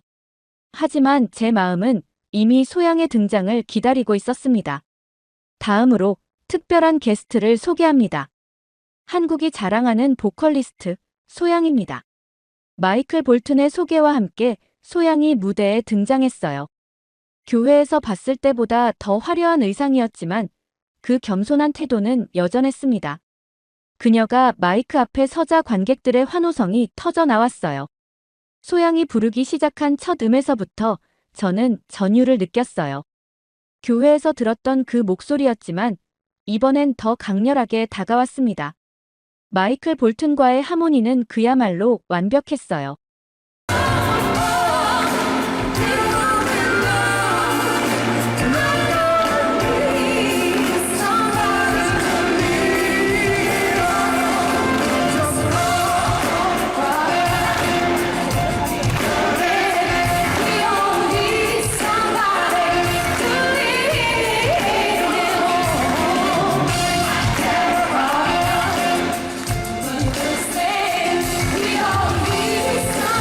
눈물이 저절로 흘러내렸습니다. 왜 울고 있는지도 모르게 뺨을 타고 눈물이 계속 흘러내렸어요. 감동, 그리움, 희망, 위로. 복잡한 감정들이 한꺼번에 밀려왔죠. 부모님을 잃은 후 느꼈던 공허함을 소양의 목소리가 채워주는 듯 했습니다. 그녀의 목소리는 마치 영혼을 만지는 것 같았어요. 단순한 기술을 넘어선 진정한 예술이었죠. 관객들도 저와 같은 감동을 느끼는 듯 했습니다. 모두가 숨을 죽이고 그녀의 노래에 집중하고 있었어요. 마지막 음절이 콘서트장에 울려 퍼지고 잠시 정적이 흐른 후 폭발적인 박수 갈채가 터져 나왔습니다. 소양은 겸손하게 고개를 숙여 인사했어요. 그 순간 저는 제가 왜 이곳까지 왔는지 확실히 깨달았습니다. 이것은 단순한 여행이 아니었어요. 제 음악적 여정의 중요한 전환점이었죠. 좋습니다. 마지막 단락을 다음과 같이 수정해서 넣어드리겠습니다. 소양과 마이클 볼튼의 공연이 끝난 후에도 저는 한동안 자리를 떠나지 못했습니다. 콘서트장이 거의 비어갈 때까지 그 자리에 앉아 방금 경험한 감동을 곱씹었어요. 제 인생에서 가장 의미 있는 음악적 경험이었다고 해도 과언이 아니었습니다. 괜찮으세요? 옆자리에 앉았던 한국 여성이 걱정스러운 눈빛으로 물었어요. 그제야 제 뺨에 눈물이 마르지 않았다는 것을 깨달았죠. 부끄러운 듯 눈물을 닦으며 고개를 끄덕였습니다. 네, 괜찮아요. 그냥 너무 아름다워서요. 제 서툰 한국어에 그녀는 미소를 지었어요. 한국에 오기 전 배운 몇 마디가 이렇게 유용할 줄 몰랐습니다. 호텔로 돌아가는 길, 서울의 밤거리는 여전히 활기찼어요. 하지만 저는 그저 고요한 마음으로 걸었습니다. 마치 내면의 변화가 일어난 것 같은 느낌이었죠. 태평양을 건너온 이 여행은 단순한 콘서트 관람이 아니었어요. 제 음악적 세계관을 뒤흔든 중요한 전환점이었습니다. 호텔방에 돌아와 침대에 누웠지만 잠은 오지 않았어요. 머릿속에는 계속해서 소양의 목소리가 맴돌았습니다. 그리고 갑자기 제 자신이 부끄러워졌어요. 얼마나 편협한 시각으로 음악을 바라보고 있었는지 깨달았죠. 진정한 음악에는 국경이 없어. 작게 중얼거렸습니다. 제가 한국 음악에 가졌던 편견은 얼마나 어리석은 것이었는지. 소양은 저에게 음악의 본질을 다시 한번 일깨워 주었어요. 기술이나 장르, 국적이 아닌 진심을 담아 전하는 감정이 바로 음악의 핵심이라는 것을요. 다음 날 아침, 저는 한국에서의 마지막 날을 어떻게 보낼지 고민했습니다. 원래 계획은 당일로 귀국하는 것이었지만 갑자기 더 머물고 싶다는 생각이 들었어요. 한국의 음악, 문화에 대해 더 알고 싶었죠. 프론트 데스크에서 비행기 일정을 하루 미루고 서울 시내 투어를 신청했습니다.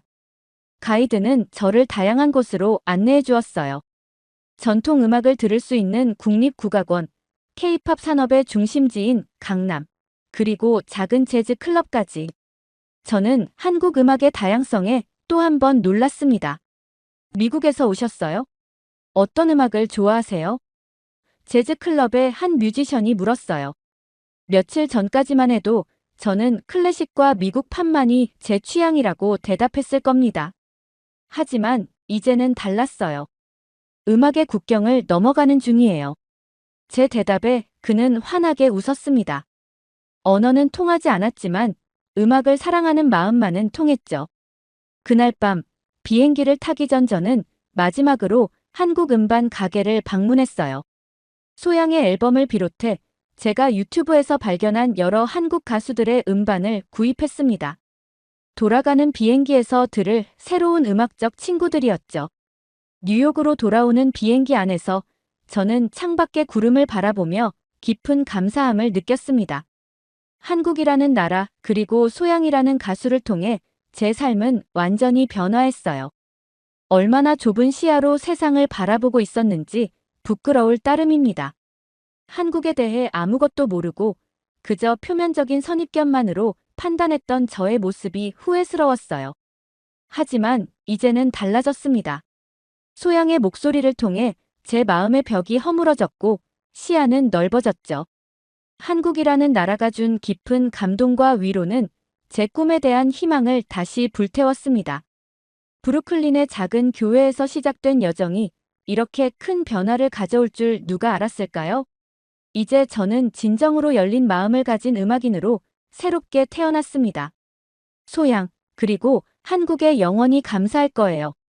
정말 충격적인 일이 일어났습니다. 최근 NHK에서 방영한 한국 영상으로 인해 일본이 발칵 뒤집혔다고 합니다. 심지어 대부분의 기자들이 한국으로 향하고 있을 정도라고 하는데요. 이 현상을 지켜보던 유명 감독은 결국 폭탄 발언을 했다고 합니다. 出席する方向で、調整をさせていただきたいという前向きな返事が来ました。 대체 무슨 일이 있었던 걸까요? 안녕하세요. 저는 타카하시 켄지라고 합니다. NHK의 시사 전문 기자죠. 저는 이제까지 객관적인 시선을 유지하며 좋은 취재를 하고 있다고 스스로 생각했습니다. 딱 한국가만 빼고 말이죠. 바로 한국이요. 물론 그 사건이 일어나기 전까지는 말이죠. 그날도 저는 평소처럼 사무실에서 기사를 정리하고 있었습니다. 모니터 화면에 집중하고 있던 그때 동료 기자가 노트북을 들고 다가와 일본에서 화제인 영상을 보여줬어요. 화면 속에는 우리나라 유명 배우 미야모토가 있었습니다. 그는 토크쇼에 출연해 한국 여행 중 겪었던 불쾌한 경험을 이야기하고 있었죠. 미야모토는 한국에서 일본인이라는 이유로 차별받았다고 했습니다. 식당에서 일본어를 사용하자 직원의 태도가 싸늘해졌고 택시기사들은 일본인인 그를 보고 그냥 지나갔다고 했어요. 결국 그는 한국은 일본인을 싫어하는 나라 같다고 말했습니다. 이 사건은 워낙 크게 퍼지면서 일본 사회 전체가 발칵 뒤집혔어요. SNS와 커뮤니티에서는 한국에 가지 말아야 한다거나 언제까지 이런 대우를 받아야 하냐는 격렬한 반응이 쏟아졌습니다. 일부 언론에서도 한국의 일본인 차별 문제를 대대적으로 보도했죠. 그때였습니다. 사무실 전화벨이 울렸죠. 편집장님이 저를 부르셨어요. 순간 가슴이 쿵쾅거렸습니다. 편집장실에 들어서자 편집장님은 이 사태를 우리가 직접 취재해야 한다고 말씀하셨습니다. 저는 완전히 당황했어요. 설마 저보고 한국에 가라는 건가 싶었죠. 편집장님은 제가 한일 관계 관련 기사도 많이 썼고 국제뉴스 경험도 많아 적임자라고 하셨습니다. 이번 논란이 실제로 어떤지 확인하고 오라는 지시였어요. 결국 저는 한국행을 수락했습니다. 저는 거절할 수 있는 위치가 아니었으니까요. 거절하게 되면 다음 승진은 물 건너간 거나 마찬가지였죠. 그렇게 사무실을 나와 비행기 티켓을 예약하는 동안 어릴 적 기억이 선명하게 떠올랐어요. 저희 집 거실에서 텔레비전을 통해 한일 갈등 관련 뉴스가 나올 때마다 아버지의 표정이 굳어졌습니다. 당시 저는 초등학교 3학년이었죠. 뉴스에서는 한국 시민들이 일본 대사관 앞에서 시위하는 장면이 나왔습니다. 플래카드와 구호, 격앙된 표정들이 화면을 가득 채웠어요. 아버지는 텔레비전을 보며 혀를 찼습니다. 켄지, 한국은 일본을 싫어해. 조심해야 한다. 그 말씀을 시작으로 아버지는 자주 한국에 대한 부정적인 이야기를 들려주셨어요. 특히 술에 취하셨을 때면 더 강한 어조로 말씀하셨죠. 그들은 우리가 과거에 잘못했다고만 생각해. 우리가 아무리 사과해도 만족하지 않아. 어머니도 비슷한 견해를 가지고 계셨습니다. 한국 드라마가 일본에서 인기를 끌기 시작했을 때 어머니는 의아해하셨어요. 왜 우리를 싫어하는 나라의 드라마를 보는 거지? 한국에 가도 일본인이라고 하면 차별받을 텐데. 식탁에서 이런 대화가 오갈 때마다 저는 자연스럽게 한국에 대한 부정적인 인식을 흡수했습니다. 중학교 시절에는 한국에서 온 전학생이 있었어요. 처음에는 호기심으로 다가갔지만 곧 친구들 사이에서 그 아이를 멀리하는 분위기가 형성됐습니다. 누군가 조선인이랑 어울리지 마라고 했고 당시에 저는 그 말에 아무런 의문도 품지 않았죠. 지금 생각하면 부끄러운 일이지만 그때는 그것이 자연스러운 일처럼 느껴졌습니다. NHK에 입사한 후에도 이러한 편견은 계속됐어요. 한국 관련 뉴스를 다룰 때마다 저는 무의식적으로 일본 중심적 관점에서 글을 썼습니다. 한 번은 선배 기자가 제 기사를 읽고 이건 너무 한쪽으로 치우쳐 있어라고 지적한 적도 있었죠. 그때 처음으로 제 안에 깊이 뿌리내린 편견을 인식했지만 그것을 완전히 극복하기는 어려웠습니다. 특히 독도 문제가 불거질 때마다 저는 한국의 주장보다 일본의 입장에 더 공감했어요. 객관적인 기사를 쓰려고 노력했지만 무의식 중에 일본의 영유권을 정당화하는 방향으로 글이 흘러갔습니다. 편집장이 균형 잡힌 보도를 요구할 때마다 속으로는 한국이 무리한 주장을 하고 있는데 어떻게 균형을 맞추란 말인가라고 생각했죠. 그렇게 컴퓨터 화면을 응시하며 예약 버튼 위에 마우스 커서를 올려놓고 망설였습니다. 이번 취재가 제 경력에 중요하다는 것을 알면서도 한국에 간다는 생각만으로 불편함이 느껴졌어요. 과연 제가 객관적으로 취재할 수 있을까? 부모님이 심어준 생각들, 학창시절의 경험들, 그리고 지금까지 써온 기사들, 모든 것이 제 안에 깊이 뿌리내린 편견을 형성했으니까요. 다음날 사무실로 향하는 길, 저는 헤드폰으로 한국어 기초 회화를 들었어요. 안녕하세요. 감사합니다. 정도는 알아두면 좋을 것 같았죠. 하지만 한국어 발음이 입에 붙지 않았습니다. 일본인 억양이 드러나면 더 노골적인 차별을 받게 될까 걱정도 됐어요. 사무실에 도착하자 사카이가 활기찬 표정으로 다가왔습니다. 그는 이미 가방을 싸서 준비를 마친 상태였어요. 출발 준비 끝났어? 난 정말 기대된다. 한국 음식, 특히 삼겹살 먹어보고 싶었거든. 사카이의 순수한 기대감과 달리 제 마음은 여전히 무거웠습니다. 그의 낙관적인 태도가 오히려 부담스럽게 느껴졌어요. 너무 기대하지 마. 우리가 환영받을 거라는 보장은 없어. 미야모토의 경험을 잊은 건 아니지? 사카이는 잠시 생각하더니 가볍게 어깨를 으쓱했습니다. 너무 심각하게 생각하지 마. 모든 한국인이 일본인을 싫어한다고는 생각하지 않아. 그건 너무 일반화하는 거 아닐까? 그의 말에 속으로 인정했지만 표현하진 않았어요. 어쩌면 제가 너무 부정적인지도 모릅니다. 하지만 오랜 시간 쌓인 편견은 쉽게 사라지지 않았죠. 편집장실에 들러 마지막 지시사항을 받았습니다. 편집장은 평소보다 진지한 표정으로 말씀하셨어요. 이번 취재는 중요해. 단순히 미야모토의 주장을 확인하는 것뿐만 아니라 실제 한일 관계의 현주소를 보여주는 기회야. 균형 잡힌 시각을 유지해줘. 고개를 끄덕이며 약속했지만 과연 제가 균형 잡힌 시각을 유지할 수 있을지 확신이 없었습니다. 공항으로 향하는 기차 안에서 노트북을 열어 미야모토의 영상을 다시 봤어요. 그의 표정과 목소리에서 진심이 느껴졌습니다. 정말 그가 말한 대로 차별을 경험했다면 저 역시 그런 경험을 하게 될까요? 나리타 공항에 도착해 출국 수속을 마쳤습니다. 대기실에서 비행기를 기다리는 동안 사카이는 한국 여행 가이드북을 열심히 읽고 있었어요. 그와 달리 저는 창밖을 바라보며 복잡한 생각에 잠겼습니다. 저는 비행기 좌석에 앉아 창밖을 바라봤어요. 일본을 떠나 한국으로 향하는 비행기. 2시간 후면 인천공항에 도착합니다. 저를 기다리고 있을 한국은 과연 어떤 모습일까요? 미야모토의 말처럼 일본인을 차별하는 나라일까요? 아니면 사카이의 기대처럼 새로운 경험과 발견이 기다리고 있을까요? 안전벨트를 매고 눈을 감았습니다. 이제 돌이킬 수 없는 한국행이 시작됐어요. 앞으로의 며칠이 제 인생에 어떤 변화를 가져올지 그때는 전혀 예상하지 못했습니다. 비행기가 인천국제공항에 착륙하면서 창문 밖으로 보이는 풍경에 순간 놀랐습니다. 안전벨트를 풀고 일어서는 순간까지도 마음은 무거웠지만 눈앞에 펼쳐진 공항 터미널의 모습은 제 예상과 달랐어요. 생각보다 훨씬 현대적이고 규모가 컸습니다. 비행기에서 내려 터미널로 들어서자 깨끗하고 정돈된 공간이 눈에 들어왔어요. 높은 천장과 세련된 디자인의 내부는 어떤 선진국 공항과 비교해도 손색이 없었습니다. 사실 한국이 발전한 나라라는 것은 알고 있었지만 마음 한구석에서는 일본보다 뒤처져 있을 거라는 막연한 편견이 있었어요. 그런데 첫 인상부터 그런 생각이 흔들리기 시작했습니다. 출입국 심사대로 향했어요. 일본 여권을 내밀며 긴장했지만 심사관은 특별한 표정 변화 없이 영어로 방문 목적과 체류 기간을 물었습니다. 취재 목적이라고 답하자 몇 가지 추가 질문을 했지만 불편한 시선이나 태도는 느껴지지 않았어요. 오히려 일반적인 입국 절차처럼 자연스러웠습니다. 예상보다 빠르게 심사를 통과했어요. 무의식적으로 딱히 차별받는 느낌은 없네라는 생각이 들었습니다. 미야모토의 경험을 떠올리며 경계했던 마음이 조금씩 풀어지는 것 같았어요.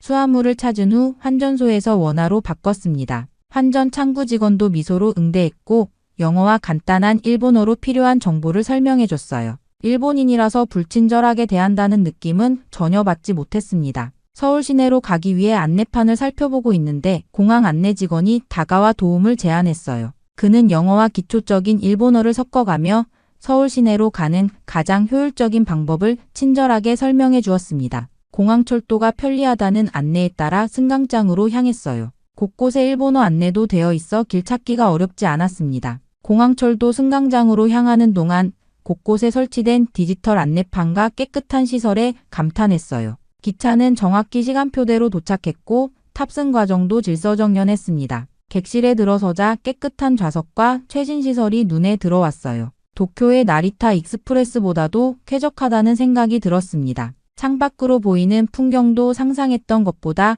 훨씬 발전된 모습이었어요. 고층 빌딩들과 정돈된 도로 그리고 곳곳에 보이는 녹지 공간이 인상적이었습니다. 사카이는 창밖 풍경에 감탄하며 사진을 찍고 있었어요. 저도 모르게 긴장이 풀어지는 것을 느꼈습니다. 철도는 정확히 시간표대로 움직였고 강역에서의 안내 방송도 한국어뿐만 아니라 영어, 중국어, 일본어로도 나왔어요. 이런 세심한 배려에 다시 한번 놀랐습니다. 미야모토가 경험했다는 차별적인 모습은 적어도 지금까지는 찾아볼 수 없었어요. 서울 시내가 가까워질수록 창밖 풍경은 더욱 현대적으로 변했습니다. 한강을 건너는 순간 그 웅장한 모습에 감탄했어요. 강변을 따라 늘어선 고층 아파트와 빌딩들 그리고 강을 가로지르는 아름다운 다리들이 인상적이었습니다. 한국에 대해 많이 잘못 알고 있었나?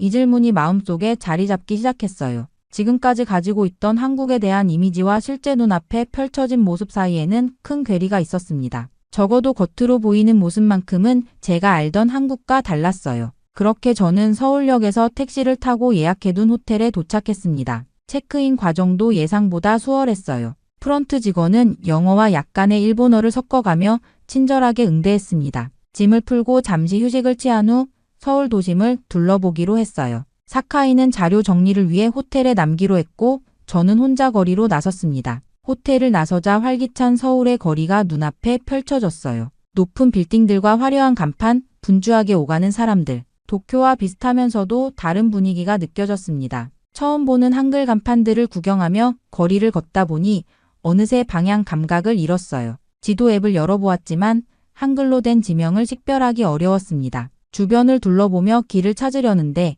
갑자기 한 청년이 다가왔어요. 그는 제가 길을 헤매고 있다는 것을 눈치챈 듯 했습니다. 어디 가세요? 도와드릴까요? 영어로 말을 건네는 청년에게 명동으로 가고 싶다고 답했어요. 그는 자신의 스마트폰을 꺼내 지도 앱을 보여주며 현재 위치와 명동까지 가는 방법을 상세히 설명해 주었습니다. 심지어 근처에 있는 지하철역까지 직접 안내해 주겠다고 제안했어요. 이런 친절한 대응에 순간 당황했습니다. 미야모토의 경험담을 떠올리며 경계했던 마음과 달리 이 청년은 오히려 적극적으로 도움을 주려 했어요. 그의 안내를 따라 지하철역에 도착했고 명동행 지하철을 탈 수 있었습니다. 명동에 도착해 번화가를 걸으며 한국의 젊은 문화를 느낄 수 있었어요. 화장품 가게, 의류 매장, 식당들이 즐비한 거리는 활기로 가득했습니다. 길거리 음식 냄새에 이끌려 한 포장마차 앞에 섰어요. 어묵탕이 맛있어 보였습니다. 이거 주세요. 라고 영어로 말하려다가 무의식적으로 일본어가 나왔어요. 순간 긴장했지만 포장마차 아주머니는 미소를 지으며 어묵을 건네주셨습니다. 일본에서 오셨어요? 이거 서비스 맛있게 드세요. 아주머니는 어묵 한 개를 더 접시에 올려주셨어요. 이런 친절함에 깜짝 놀랐습니다. 일본인이어서 차갑게 대할 줄 알았는데 오히려 친절하다니. 이런 생각이 머릿속을 스쳤어요. 어묵을 맛있게 먹고 있는데 옆에 있던 한국인 커플이 일본어로 말을 걸어왔습니다. 도쿄에 여행 다녀온 적이 있다며 일본의 어느 지역에서 왔냐고 물었어요. 짧은 대화였지만 그들의 눈빛이나 태도에서 적대감은 전혀 느껴지지 않았습니다. 거리를 계속 걸으며 현지인들과 몇 번 더 짧은 대화를 나눴어요. 길을 물었을 때도 가게에서 물건을 살 때도 제가 일본인이라는 사실을 알고 난 후에도 한국인들의 태도는 변함없이 친절했습니다. 명동 한복판에서 잠시 멈춰 서서 생각에 잠겼어요. 지금까지의 경험은 미야모토가 말한 것과 완전히 달랐습니다. 일본인이라는 이유로 차별받기는커녕 오히려 특별한 관심과 친절함을 받고 있었어요. 내가 가지고 있던 한국에 대한 이미지가 틀린 건가? 이 질문이 마음속에서 점점 커져갔습니다. 부모님의 말씀, 학창시절의 교육, 그리고 미디어를 통해 형성된 선입견이 하나둘 무너지는 느낌이었어요. 그렇게 서울의 밤거리를 걷다 보니 식욕이 생겼습니다. 사카이에게 연락해 함께 저녁을 먹기로 했어요. 호텔 프런트에서 추천받은 유명한 한식당으로 향했습니다. 거리는 여전히 활기찼고 식당들은 손님들로 북적였어요. 식당에 들어서자 바비큐 향이 코를 자극했습니다. 테이블에 앉자마자 종업원이 친절하게 메뉴판을 건네주었어요. 영어와 일본어가 함께 적힌 메뉴판을 보며 삼겹살과 갈비를 주문했습니다. 잠시 후 종업원이 숯불 그릴에 불을 피우더니 물었어요. 고기 구워드릴까요? 사카이와 눈을 마주쳤습니다. 일본에서는 손님이 직접 고기를 굽는 경우가 많은데 여기서는 종업원이 직접 돕겠다고 하니 신선한 경험이었어요. 고맙다는 말과 함께 도움을 받기로 했습니다. 종업원이 고기를 굽는 동안 테이블에는 다양한 반찬들이 놓였어요. 김치, 나물, 장아찌 등 10가지가 넘는 작은 접시들이 테이블을 가득 채웠습니다. 일본에서도 반찬이 나오지만 이렇게 다양하고 풍성한 것은 처음이었어요. 이 모든 반찬이 무료인가요? 하고 물었더니 종업원은 미소와 함께 고개를 끄덕였습니다. 심지어 비워진 반찬 그릇을 보더니 자발적으로 리필해 주었어요. 이런 서비스 문화에 감탄했습니다. 고기가 익자 종업원은 가위로 고기를 먹기 좋은 크기로 잘라주었어요. 그리고 한국식으로 고기를 먹는 방법을 친절하게 설명해 주었습니다. 상추에 고기를 올리고 쌈장과 마늘, 고추를 함께 넣으면 맛있어요. 이렇게 싸서 한 입에 드세요. 종업원의 설명에 따라 쌈을 싸서 먹어봤어요. 입안 가득 퍼지는 맛에 감탄했습니다. 고기의 풍미, 신선한 채소의 아삭함, 쌈장의 깊은 맛이 어우러져 환상적인 조화를 이루었어요. 이렇게 부드럽고 맛있는 고기는 처음이야. 사카이도 연신 맛있다며 감탄했습니다. 솔직히 일본 고기보다 맛있다는 생각이 들었어요. 한국의 삼겹살 굽는 방식이 고기의 맛을 더 잘 살리는 것 같았습니다. 식사가 진행되는 동안 종업원은 수시로 와서 고기를 뒤집어주고 익은 고기를 가위로 잘라주었어요.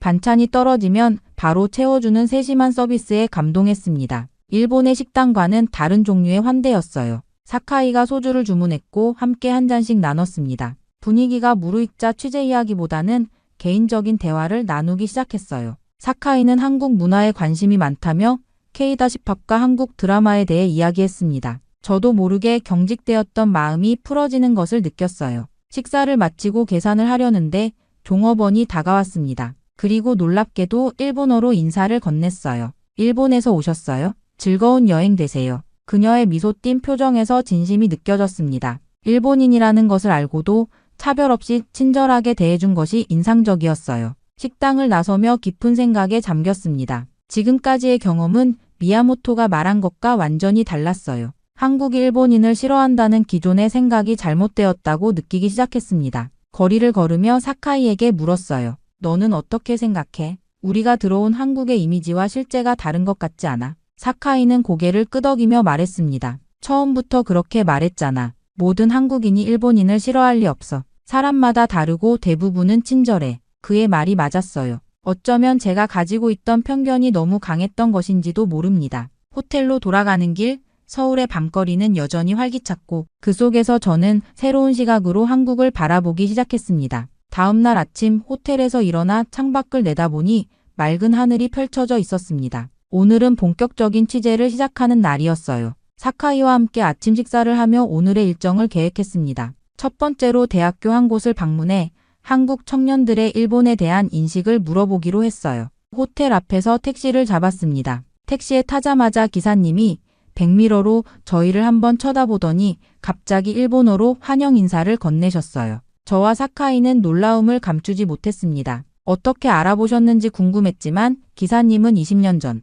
일본에서 3년간 일했던 경험이 있다며 일본인의 특징을 알아보는 게 어렵지 않다고 설명하셨어요. 기사님은 저희가 취재차 왔다는 것을 알고 더욱 흥미롭게 대화를 이어나가셨습니다. 일본 어느 지역에서 왔는지, NHK에서 어떤 일을 하는지 물어보셨어요. 편안한 분위기 속에서 대화가 오갔습니다. 서울에서 꼭 가봐야 할 곳들을 추천해 주시는 기사님의 친절함이 느껴졌어요. 특히 남산타워의 야경을 강조하시며 서울의 전경을 한눈에 볼 수 있다고 하셨습니다. 밤에 방문하면 더 좋을 거라는 조언도 잊지 않으셨어요. 택시 안에서의 대화는 자연스럽고 즐거웠습니다. 기사님은 한일 관계에 대해서도 솔직한 의견을 말씀해 주셨어요. 정치는 복잡하지만 사람 사이의 관계는 그렇게 어렵지 않다는 그의 말씀이 마음에 와닿았습니다. 그도 일본에서 좋은 추억이 많다고 하셨어요. 목적지에 도착하자 요금을 확인하고 지갑을 꺼냈습니다. 요금을 지불하고 택시에서 내리려는 순간 기사님이 급하게 저를 불렀어요.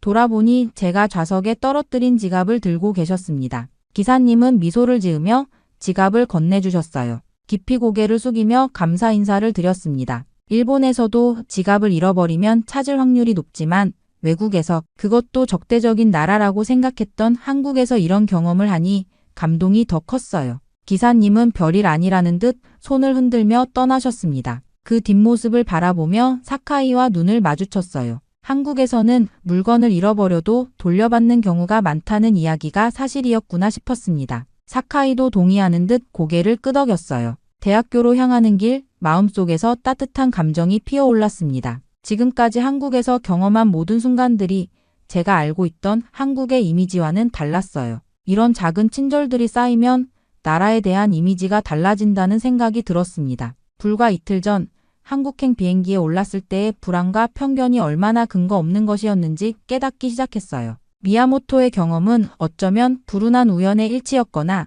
혹은 다른 이유가 있었을지도 모른다는 생각이 들었습니다. 대학교 정문에 도착해 취재를 준비하면서 어제까지만 해도 가지고 있던 한국에 대한 인식이 완전히 바뀌고 있다는 것을 느꼈어요. 이제는 더 열린 마음으로 한국을 바라볼 준비가 됐습니다. 그렇게 저는 사흘간의 취재를 마치고 일본으로 돌아왔습니다. 비행기 안에서 한국에서의 경험을 정리하며 기사를 작성했어요. 도쿄 하네다 공항에 도착했을 때는 이미 저녁이 다 되어가고 있었습니다. 집으로 가는 길, 창밖 풍경이 익숙하게 느껴졌지만 제 마음속은 이전과 달라져 있었어요. 다음 날 아침 NHK 사무실에 도착하자 여러 동료들이 관심 어린 눈빛으로 다가왔습니다. 미야모토의 발언으로 시작된 논란이 아직 일본 사회에서 뜨거운 이슈였기 때문이었어요. 편집장님은 제 보고서를 꼼꼼히 읽어보시고는 만족스러운 표정을 지으셨습니다. 좋은 취재였어. 이걸 바탕으로 특집 방송을 준비하자. 며칠 후 저는 NHK의 시사 프로그램에 출연하게 되었어요. 스튜디오는 긴장감으로 가득했습니다. 진행자는 제게 예상했던 질문을 던졌어요. 타카하시 기자님, 한국에서 일본인 차별을 직접 경험하셨나요? 카메라가 저를 비추는 순간 지난 며칠간의 경험이 머릿속을 스쳐 지나갔습니다. 깊은 숨을 들이마시고 조용히 웃으며 대답했어요. 솔직히 말씀드리자면 저는 한국에 가기 전 한국이 일본인을 싫어한다고 생각했습니다. 하지만 그건 잘못된 편견이었어요. 제가 만난 한국인들은 대부분 따뜻하고 친절했습니다. 진행자의 표정이 놀라움으로 바뀌었어요. 아마 그도 다른 답변을 예상했던 것 같았습니다. 이어서 그가 물었습니다. 그렇다면 한국을 어떻게 평가하시겠습니까? 진지하게 말씀드렸어요. 한국은 일본과 문화적으로 가까우면서도 다른 매력을 가진 나라였습니다. 음식, 사람들의 따뜻한 마음, 그리고 신뢰할 수 있는 사회 시스템까지. 제가 가지고 있던 선입견이 얼마나 어리석었는지 깨달았어요. 취재 영상이 나가면서 한국에서의 경험들이 시청자들에게 전달되었습니다. 친절한 청년, 포장마차 아주머니, 삼겹살집 종업원, 정직한 택시기사님. 그들의 모습을 통해 다른 한국의 이미지를 보여주려 했어요. 방송이 나간 후 일본 시청자들의 반응이 다양하게 나타났습니다. SNS와 커뮤니티에서는 의견이 갈렸어요. 정말인가? 한국이 그렇게 좋은 나라였다고? 일본 언론이 항상 왜곡해서 보도했나? 나도 한번 가볼까? 예상대로 비판적인 의견도 많았습니다. 방송국이 한국에 매수된 것 아니냐, 특별 대우받은 것일 뿐이다 라는 댓글들도 있었어요. 하지만 저는 제가 경험한 진실을 전달했다는 것에 만족했습니다. 편집장님이 제 책상으로 다가오셨어요. 좋은 보도였어. 많은 사람들의 생각을 바꿀 수 있을 거야. 고개를 끄덕이며 감사 인사를 드렸습니다. 창밖을 바라보며 이번 취재를 통해 배운 점을 정리했어요. 우리는 얼마나 쉽게 선입견을 가지게 되는지, 미디어와 주변 환경이 만들어낸 이미지를 의심 없이 받아들이는지 깨달았습니다. 하지만 직접 경험해보면 전혀 다른 현실을 마주할 수 있다는 것도 알게 되었어요. 노트북을 열고 다음 기사를 구상했습니다. 앞으로도 더 많은 나라를 경험하며 편견을 깨는 기사를 쓰고 싶었어요. 그것이 진정한 기자의 역할이라고 생각했습니다. 마지막 문장을 타이핑하며 생각했어요. 한국은 일본인을 싫어하는 나라라고? 아니, 내가 만난 한국은 따뜻한 나라였다. 그리고 제목을 붙였습니다. 선입견을 넘어서 직접 경험한 진짜 한국. 기사를 저장하고 창밖을 바라보았습니다. 마음속 깊은 곳에서 감사함이 올라왔어요. 한국이라는 나라가 제 오랜 편견을 깨뜨려준 것에 감사했습니다. 만약 이번 취재가 없었다면 저는 여전히 잘못된 시각으로 이웃 나라를 바라보고 있었겠죠. 한 나라를 진정으로 이해하기 위해서는 책이나 뉴스가 아닌 직접 발로 걷고 눈으로 보고 가슴으로 느껴야 한다는 소중한 교훈을 얻었습니다. 이 경험은 기자로서뿐만 아니라 한 사람으로서 제 인생을 변화시킨 귀중한 순간이 되었어요. 앞으로도 이 교훈을 잊지 않고 더 넓은 세상을 향해 열린 마음으로 나아가겠습니다. 충격적인 일이 일어났습니다. 전 세계 예술가들의 고장인 파리, 그곳의 기차역에서 한 소녀가 갑자기 악보도 보지 않고 바이올린 연주를 하기 시작합니다. 그러자 모든 사람들이 걸음을 멈추고 눈물을 흘리며 앵콜을 외치는데요. 놀라운 건 그 어린 소녀가 바로 한국인이라는 점이죠. 이 사건은 미국 CNN 뉴스에까지 방영이 되며 한 유명 피아니스트는 이제는 클래식의 고장이 한국이라고 해도 과언이 아니다 라는 이야기까지 했다고 합니다. 대체 무슨 일이 있었던 걸까요? 안녕하세요. 저는 클라우스 폰 슈미트입니다. 파리 유명 음악대학교인 국립고등음악원에서 피아노를 가르치는 교수죠. 저는 유럽의 많은 유명 제자들을 육성하고 클래식을 알리는 것만큼 저에게 큰 기쁨은 없었습니다. 클라우스, 기억해라. 진정한 클래식은 유럽에서만 존재한다. 3대 음악가 집안인 만큼 저희 부모님 또한 제게 유럽 문화의 우월성을 강조했습니다. 그렇게 저도 모르게 그런 생각들을 내면화했죠. 때문에 최고의 음악은 클래식이라고 평생을 자부해왔고 다른 음악들은 거들떠도 보지 않았죠. 그런데 이런 저를 요즘 괴롭히는 일이 있습니다. 바로 한국이죠. 특히 얼마 전 뉴스에서 우연히 본 K-팝 공연 영상은 저를 불쾌하게 만들었어요. 화려한 춤과 현란한 영상미, 귀에 감기는 멜로디에 사람들이 열광하는 모습이 이해되지 않았습니다. 게다가 요즘은 길거리만 지나면 자꾸 귀를 찢어질 듯 때리는 한국의 싸구려 음악들이 자꾸 들려와요. 이곳은 유럽이잖아요? 대체 왜 저렇게 고상하지도 않고 듣기만 해도 스트레스를 받는 저런 노래가 왜 판을 치는 거냐고요? 더욱 화가 나는 것은 클래식의 입지가 점점 줄어들고 있다는 점입니다. 특히 얼마 전 제 단골 바에서 있었던 일은 정말 충격적이었어요. 고음질의 클래식을 벗삼아 와인 한 잔을 마시면 마치 과거로 돌아간 듯한 느낌이 드는 곳이라 10년 넘게 다녔던 곳이었죠. 그런데 갑자기 그 집이 문을 닫는다고 하지 않겠어요? 제 유일한 마음의 안식처였던 곳이 말입니다. 이유를 물으니 맞은편 바에서 K-팝을 트는데 사람들이 모조리 그곳으로 몰려 더 이상 운영을 할 수가 없다고 하더군요. 순간 분노가 치밀어 올랐습니다. 미개한 한국의 노래에 열광하는 사람들을 도저히 이해할 수가 없더군요. 언제부터 파리지앵들의 수준이 이렇게 낮았는지 자국민들한테까지 실망감이 들더군요. 결국 저는 그렇게 저희 단골집마저 잃고 말았습니다. 그 이후로 K-팝이나 그런 공장에서 찍어낸 듯한 아이돌 노래를 권하는 사람들과는 말도 섞지 않았어요. 모두가 미쳤다고 생각했거든요. 물론 그 아이를 보기 전까지는 말입니다. 그날은 특별한 날이었습니다. 제 제자 로베르토 카발리가 세계 투어를 마치고 파리로 돌아오는 날이었으니까요. 로베르토는 뉴욕, 런던, 베를린, 도쿄 등 세계 각지를 돌며 공연했습니다. 저는 그가 아시아 투어를 한다고 했을 때 살짝 눈살을 찌푸렸던 기억이 났습니다. 왜 굳이 그곳까지 가야 하느냐고 생각했죠. 젊은이답게 열린 마음을 가지고 있었던 로베르토는 음악에는 국경이 없다고 말했었습니다. 저는 그때는 회상하며 플랫폼으로 향했습니다. 플랫폼에는 이미 많은 사람들이 모여 있었습니다. 아마도 로베르토의 팬들인 듯했어요. 저는 흐뭇한 미소를 지었습니다. 제 제자가 이렇게 인기를 끌다니 자랑스러웠죠. 그리고 마침내 로베르토가 검은색 코트 자락을 휘날리며 플랫폼에서 내렸습니다. 저는 그를 향해 한 걸음 다가갔죠. 그 순간 예상치 못한 일이 벌어졌습니다. 주변에서 누군가 로베르토 카발리를 알아보고 외치자 순식간에 사람들이 모여들기 시작했어요. 로베르토의 얼굴은 살짝 당황한 기색이었지만 곧 프로다운 미소를 띄었습니다. 팬들이 사인을 요청하고 사진을 찍자고 했죠. 제 제자는 모든 요청에 친절하게 응했습니다. 아시아 투어에서 돌아온 그를 향해 도쿄 공연이 얼마나 환상적이었는지에 대한 감탄의 말도 들렸습니다. 가슴이 뿌듯했죠. 이것이 바로 유럽 정통 클래식의 힘이라고 생각했습니다. 세계 어디서든 인정받는 진정한 음악의 힘이요. 특히 제 제자가 아시아 청중들마저 사로잡았다는 사실이 은근히 만족스러웠습니다. 그때 로베르토가 갑자기 발걸음을 멈췄습니다. 그의 시선이 한쪽으로 향했고 눈이 반짝였습니다. 가르드 리옹의 한편에는 누구나 연주할 수 있는 피아노라는 표지판과 함께 그랜드 피아노가 놓여 있었습니다. 파리시의 공공예술 프로젝트였죠. 로베르토의 표정에서 파리에 돌아와 연주하고 싶은 마음이 역력했습니다. 저는 미소를 지었습니다. 이 순간이 바로 음악의 순수한 기쁨이니까요. 로베르토는 짐을 제게 맡기고 피아노로 향했습니다. 사람들은 금세 그가 누구인지 알아보고 하나둘 모여들기 시작했죠. 하지만 그때까지만 해도 제가 곧 마주하게 될 예상치 못한 만남에 대해서는 전혀 알지 못했습니다. 제 음악관, 나아가 세계관을 흔들어 놓을 만남 말이죠. 그때였습니다. 군중 사이에서 작은 움직임이 보였습니다. 사람들이 슬며시 귀를 내주고 있었죠. 저는 호기심의 시선을 그쪽으로 돌렸습니다. 그리고 놀랐습니다. 10살 정도로 보이는 동양 소녀가 바이올린 케이스를 들고 조심스럽게 앞으로 나오고 있었거든요. 소녀는 로베르토에게 다가가 자신이 한국에서 왔다고 소개했습니다. 그리고 바이올린을 가리키며 이 곡을 조금 알고 있으니 함께 연주하고 싶다는 의사를 표현했습니다. 제 가슴속에서 불편한 감정이 피어올랐습니다. 유럽 클래식의 영역에 감히 한국 소녀가,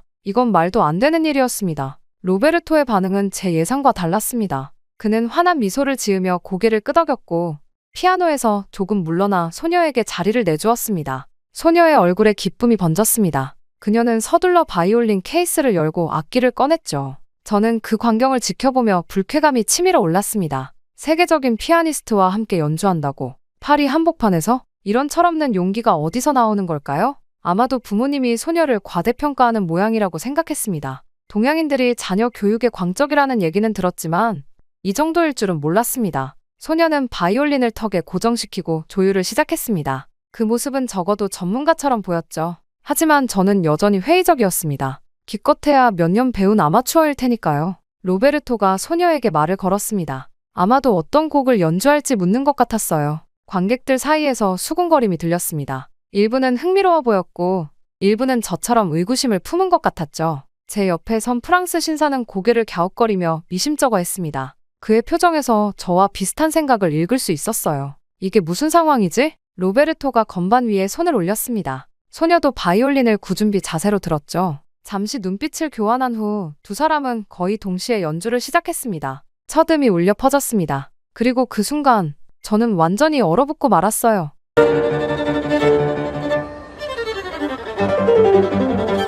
소녀의 연주 기술은 놀라웠습니다. 단순히 잘 안다는 수준이 아니었어요. 그녀는 음악을 완전히 이해하고 있었고 감정을 실어 표현할 줄 알았습니다. 로베르토도 놀란 표정이었지만 곧 프로다운 집중력으로 소녀의 연주에 맞추어 나갔죠. 소녀의 바이올린에서 흘러나오는 선율은 점점 더 강렬해졌습니다. 그녀는 눈을 감고 음악에 완전히 몰입한 상태였죠. 로베르토와 소녀 사이에는 말로 설명할 수 없는 음악적 교감이 형성되고 있었습니다. 마치 오랫동안 함께 연주해온 듀오처럼요. 연주가 흐르는 가운데 저는 점점 더 혼란스러워졌습니다. 처음에는 소녀가 곧 실수를 할 것이라 예상했습니다. 기교적으로 어려운 부분에서 멈칫하거나 표현력이 부족할 것이라 생각했죠. 하지만 그런 일은 일어나지 않았어요. 오히려 소녀의 연주는 점점 더 깊어졌습니다. 바이올린의 음색은 때로는 속삭이듯 부드럽게, 때로는 열정적으로 타올랐어요. 그녀의 작은 몸에서 어떻게 이런 풍부한 표현이 나올 수 있는지 의아했습니다. 로베르토도 놀란 듯했지만 곧 전문가답게 소녀의 연주에 완벽하게 호흡을 맞추었죠. 두 사람의 합주는 마치 오랫동안 함께 연습해온 듀오 같았습니다. 피아노와 바이올린의 대화, 주고받음이 너무나 자연스러웠어요. 로베르토가 음악적 프레이즈를 던지면 소녀는 그것을 받아 더 아름답게 발전시켰습니다. 그리고 로베르토는 다시 소녀의 선율에 영감을 받아 새로운 표현을 더했죠. 기차역에 있던 사람들은 이제 완전히 이 예상치 못한 공연에 빠져들었습니다. 처음에는 50여 명이었던 관객이 이제는 200명 가까이 모여들었어요. 사람들은 스마트폰으로 영상을 찍고 숨죽여 감상했습니다. 어떤 이들은 감동의 눈물을 글썽이기도 했죠. 저는 점점 더 혼란스러웠습니다. 제 머릿속에서는 오랜 신념과 눈앞의 현실이 충돌하고 있었어요. 어떻게 이런 일이 가능한 걸까요? 한국 소녀가, 그것도 고작 10살 정도로 보이는 아이가 이토록 성숙한 연주를 한다니. 저는 귀를 의심했습니다. 첫 곡이 끝나자 우레와 같은 박수가 터져 나왔습니다. 사람들은 브라보를 외치며 환호했어요. 소녀는 수줍게 미소 지으며 인사했죠. 로베르토는 존경의 눈빛으로 소녀를 바라보았고 그들은 서로 눈짓으로 다음 곡을 상의했습니다. 놀랍게도 그들은 더욱 깊은 정신성을 요구하는 클래식 명곡을 연주하기 시작했습니다. 제가 학생들에게 이 곡을 가르칠 때는 항상 강조했습니다. 이 곡은 단순히 연주하는 것이 아니라 영혼을 담아야 한다. 고요. 소녀의 바이올린에서 흘러나오는 음악은 놀라웠습니다. 그녀는 단순히 음표를 읽고 연주하는 것이 아니라 음악의 본질을 이해하고 있었어요. 매 프레이즈마다 깊은 호흡과 함께 바이올린이 마치 노래하는 것 같았습니다. 로베르토의 피아노는 소녀의 연주를 완벽하게 받쳐주었죠. 그 순간 제 안에서 무언가가 흔들렸습니다. 설마 한국에도 이런 재능이? 이런 의문이 머릿속을 스쳤습니다. 그동안 저는 진정한 클래식 음악은 유럽의 전유물이라고 굳게 믿어왔습니다. 아시아 음악가들은 단지 기교만 뛰어날 뿐 진정한 음악적 깊이는 없다고 생각했죠. 마지막 음이 공중에 울려 퍼지고 순간 기차역 전체가 정적에 휩싸였습니다. 그리고 곧이어 폭발적인 박수와 환호성이 터져 나왔어요. 사람들은 자리에서 일어나 기립박수를 쳤습니다. 누군가 앵콜을 외치기 시작했고 곧 수백 명의 목소리가 합쳐져 앵콜을 요청했죠. 소녀는 수줍게 웃으며 로베르토를 바라보았습니다. 로베르토는 환한 미소로 고개를 끄덕였고 두 사람은 다시 한 번 연주를 시작했어요. 이번에는 더욱 서정적인 곡이었습니다. 바이올린의 선율이 기차역 천장까지 올라가 맴도는 듯했죠. 저는 복잡한 감정에 휩싸였습니다. 한편으로는 제 제자 로베르토가 이렇게 대중의 사랑을 받는 모습이 자랑스러웠어요. 그의 성공은 곧 제 가르침의 성공이기도 했으니까요. 하지만 다른 한편으로는 한국 소녀의 놀라운 재능 앞에서 불편함과 혼란을 느꼈습니다. 평생을 유럽 클래식 음악의 우월함을 믿으며 살아왔는데 그 신념이 흔들리는 경험은 결코 편안하지 않았어요. 게다가 그 소녀는 한국에서 왔다고 했습니다. 아시아 국가 중 하나일 뿐이라고 생각했던 나라에서 이런 천재적인 음악성을 지닌 아이가 나올 수 있다는 사실이 저를 혼란스럽게 했죠. 앵콜 연주가 끝나고 다시 한번 우레와 같은 박수가 쏟아졌습니다. 사람들은 소녀에게 다가가 축하 인사를 건넸고 일부는 사인을 요청하기도 했어요. 로베르토도 많은 주목을 받았지만 오늘의 진정한 주인공은 소녀였습니다. 제 제자는 자신보다 소녀에게 스포트라이트가 쏟아지는 상황에서도 전혀 불편한 기색이 없었어요. 오히려 그는 소녀를 진심으로 존중하고 그녀의 재능에 감탄하는 모습이었습니다. 그 모습을 보며 저는 다시 한 번 생각에 잠겼죠. 로베르토는 유럽에서 태어나고 자랐지만 음악에 있어서는 제가 가진 편견에서 자유로워 보였습니다. 혼잡한 상황이 조금 정리되자 소녀의 부모로 보이는 동양인 부부가 다가왔습니다. 그들은 로베르토와 저에게 공손하게 인사하며 감사 인사를 전했어요. 로베르토는 소녀의 재능을 높이 평가하며 칭찬했고 소녀는 쑥스러운 듯 미소 지었습니다. 소녀의 이름은 이수환이라고 했습니다. 그들은 파리 여행 중이었고 우연히 기차역에서 로베르토의 연주를 듣게 되었다고 했죠. 기차역을 나와 택시를 타고 집으로 돌아가는 길, 저는 침묵에 잠겼습니다. 로베르토는 이수환의 연주에 대해 열정적으로 이야기했지만 저는 적당히 고개만 끄덕였어요. 머릿속은 온통 혼란스러웠습니다. 집에 도착해서 로베르토를 배웅한 후 저는 소파에 깊이 몸을 묻었습니다. 오늘의 경험이 머릿속을 떠나지 않았어요. 이수환의 바이올린 선율이 귓가에 맴돌았죠. 어떻게 그런 어린 소녀가, 그것도 한국에서 온 아이가 그토록 깊은 음악성을 가질 수 있는지 이해할 수 없었습니다. 밤이 깊어가고 저도 모르게 노트북을 켜고 한국 클래식 음악을 검색했습니다. 그리고 놀라운 사실들을 발견했죠. 한국 출신의 세계적인 피아니스트, 바이올리니스트, 첼리스트들이 생각보다 많았습니다. 국제 콩쿠르에서 우승한 사례들, 유명 오케스트라와 협연한 기록들, 세계 유수의 음악학교에서 가르치는 교수들까지 한국의 클래식 음악 교육 시스템에 대한 기사도 읽었습니다. 어린 시절부터 엄격한 훈련을 받고 재능 있는 아이들을 조기에 발굴해 집중 교육한다는 내용이었죠. 머릿속에 이수환의 모습이 떠올랐습니다. 아마도 그녀도 이런 시스템 속에서 자란 것이겠죠. 밤늦게까지 자료를 찾아보다 문득 정신을 차렸습니다. 제 모니터 화면은 한국 음악가들의 정보로 가득 차 있었어요. 결국 저는 그날 밤을 셀 수밖에 없었죠. 그 만남 이후 몇 주가 지났습니다. 저는 다시 일상으로 돌아와 파리 국립고등음악원에서 학생들을 가르치고 있었습니다. 이수환과의 만남은 점차 희미해지는 듯했지만 가끔씩 그녀의 연주가 문득 떠오르곤 했죠. 그럴 때면 저는 고개를 저으며 생각을 떨쳐냈습니다. 한 번의 만남으로 평생의 신념이 흔들릴 수는 없다고 스스로를 다독였어요. 어느 화창한 오후 사무실로 돌아오자 비서가 우편물을 건네주었습니다. 그중 고급스러운 봉투 하나가 눈에 띄었죠. 봉투를 열어보니 독일 미넨의 이자르 피라모니콜에서 보낸 초청장이었습니다. 존경하는 클라우스 폰 슈미트 교수님께 저희 이자르 피라모니콜에서 개최되는 특별 공연의 교수님을 초청하게 되어 영광입니다. 초청장에는 공연 날짜와 함께 프로그램이 상세히 적혀 있었습니다. 연주의 기획자는 개인적인 메모도 남겼더군요. 저의 음악적 해안과 지식을 높이 평가하며 이번 공연에 특별 VIP석을 마련했다는 내용이었습니다. 호기심에 프로그램을 자세히 살펴보았습니다. 그리고 메인 피아니스트의 이름에서 잠시 시선이 멈췄습니다. 임윤찬이라는 낯선 이름이었어요. 아시아계 이름처럼 보였지만 확실하지는 않았습니다. 프로그램에는 베토벤 피아노 협주곡 5번, 황제와 라흐마니노프 피아노 협주곡 3번 등 기교적으로 가장 어려운 레퍼토리들이 포함되어 있었습니다. 메인 피아니스트는 분명 상당한 실력자일 텐데 제가 들어본 적 없는 이름이라 의아했죠. 초청장 내용을 다시 읽어보니 이민찬은 최근 국제 콩쿠르를 휩쓸고 있는 신성이라고 소개되어 있었습니다. 저는 어깨를 으쓱했습니다. 누군지 모르겠지만 대단한가 보군. 하지만 그다지 큰 관심은 없었습니다. 요즘은 콩쿠르 우승자들이 넘쳐나니까요. 그럼에도 독일 미넨으로의 여행은 매력적이었습니다. 이자르 피라모니콜은 유럽에서도 손꼽히는 명성 높은 공연장이었고 미넨은 음악적 전통이 깊은 도시였습니다. 또한 오랜 독일 친구들을 만날 기회이기도 했죠. 그렇게 몇 주 뒤 공연 당일 저는 정장을 차려입고 일찍 공연장에 도착했습니다. 로비는 이미 관객들로 북적였어요. 놀랍게도 많은 사람들이 이민찬에 대해 열띤 대화를 나누고 있었습니다. 그의 쇼팽은 정말 혁명적이야. 베토벤 소나타를 그렇게 연주하는 사람은 본 적이 없어. 같은 말들이 들려왔죠. 저는 VIP석으로 안내되었습니다. 자리에 앉아 프로그램 북을 다시 한번 살펴보았어요. 이민찬의 사진 옆에는 세계가 주목하는 새로운 피아노의 거장이라는 문구가 쓰여 있었습니다. 과장이 심하다고 생각했지만 곧 제 생각이 얼마나 잘못되었는지 깨닫게 될 줄은 몰랐습니다. 공연장이 완전히 채워지고 불이 어두워졌습니다. 무대에 한 젊은 아시아인이 등장하자 관객들의 열렬한 환호성이 터져나왔어요. 이민찬이었습니다. 그는 겸손하게 고개를 숙여 인사한 후 피아노 앞에 앉았습니다. 첫 곡의 첫 음이 울려 퍼지는 순간 저는 충격을 받았습니다.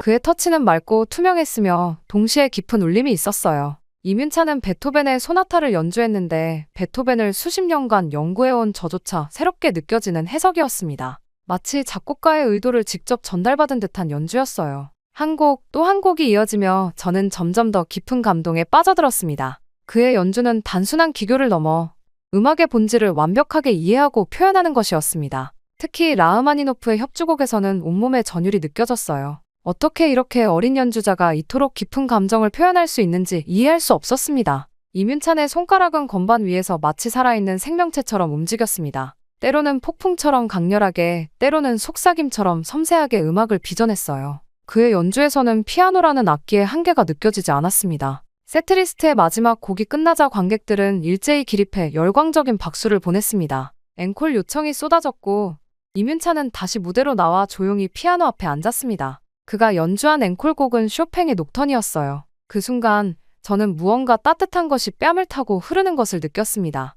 눈물이었습니다. 저도 모르게 흘러나온 감동의 눈물이었어요. 어떻게 이렇게 어린 나이에 이런 경지에 도달할 수 있단 말인가. 그것도 한국이라는 제가 클래식 음악의 변방이라 생각했던 나라에서 온 연주자가? 앵콜이 끝나고 공연장을 나오면서 갑자기 파리 기차역에서 만났던 한국 소녀 이수환의 모습이 떠올랐습니다. 그 소녀의 바이올린 연주에 느꼈던 놀라움, 그리고 오늘 이민찬의 피아노에 느낀 감동이 겹쳐졌어요. 제 마음속에 오랫동안 자리 잡고 있던 선입견의 벽이 조금씩 무너지는 소리가 들리는 듯했습니다. 공연장을 나와 호텔로 돌아가는 길, 저는 마음을 진정시키기 위해 미넨의 밤거리를 천천히 걸었습니다. 이민찬의 연주가 귓가에 생생하게 맴돌았습니다. 그의 손끝에서 피어난 음악은 단순한 소리의 나열이 아닌 영혼의 언어와도 같았습니다. 지금까지 제가 들어본 어떤 피아니스트와도 비교할 수 없는 특별함이 있었어요. 호텔 라운지에 들어서자 우연히 음악 비평가로 알고 지내던 독일인 친구 한스를 만났습니다. 그도 오늘 이민찬의 공연을 보고 왔다고 했어요.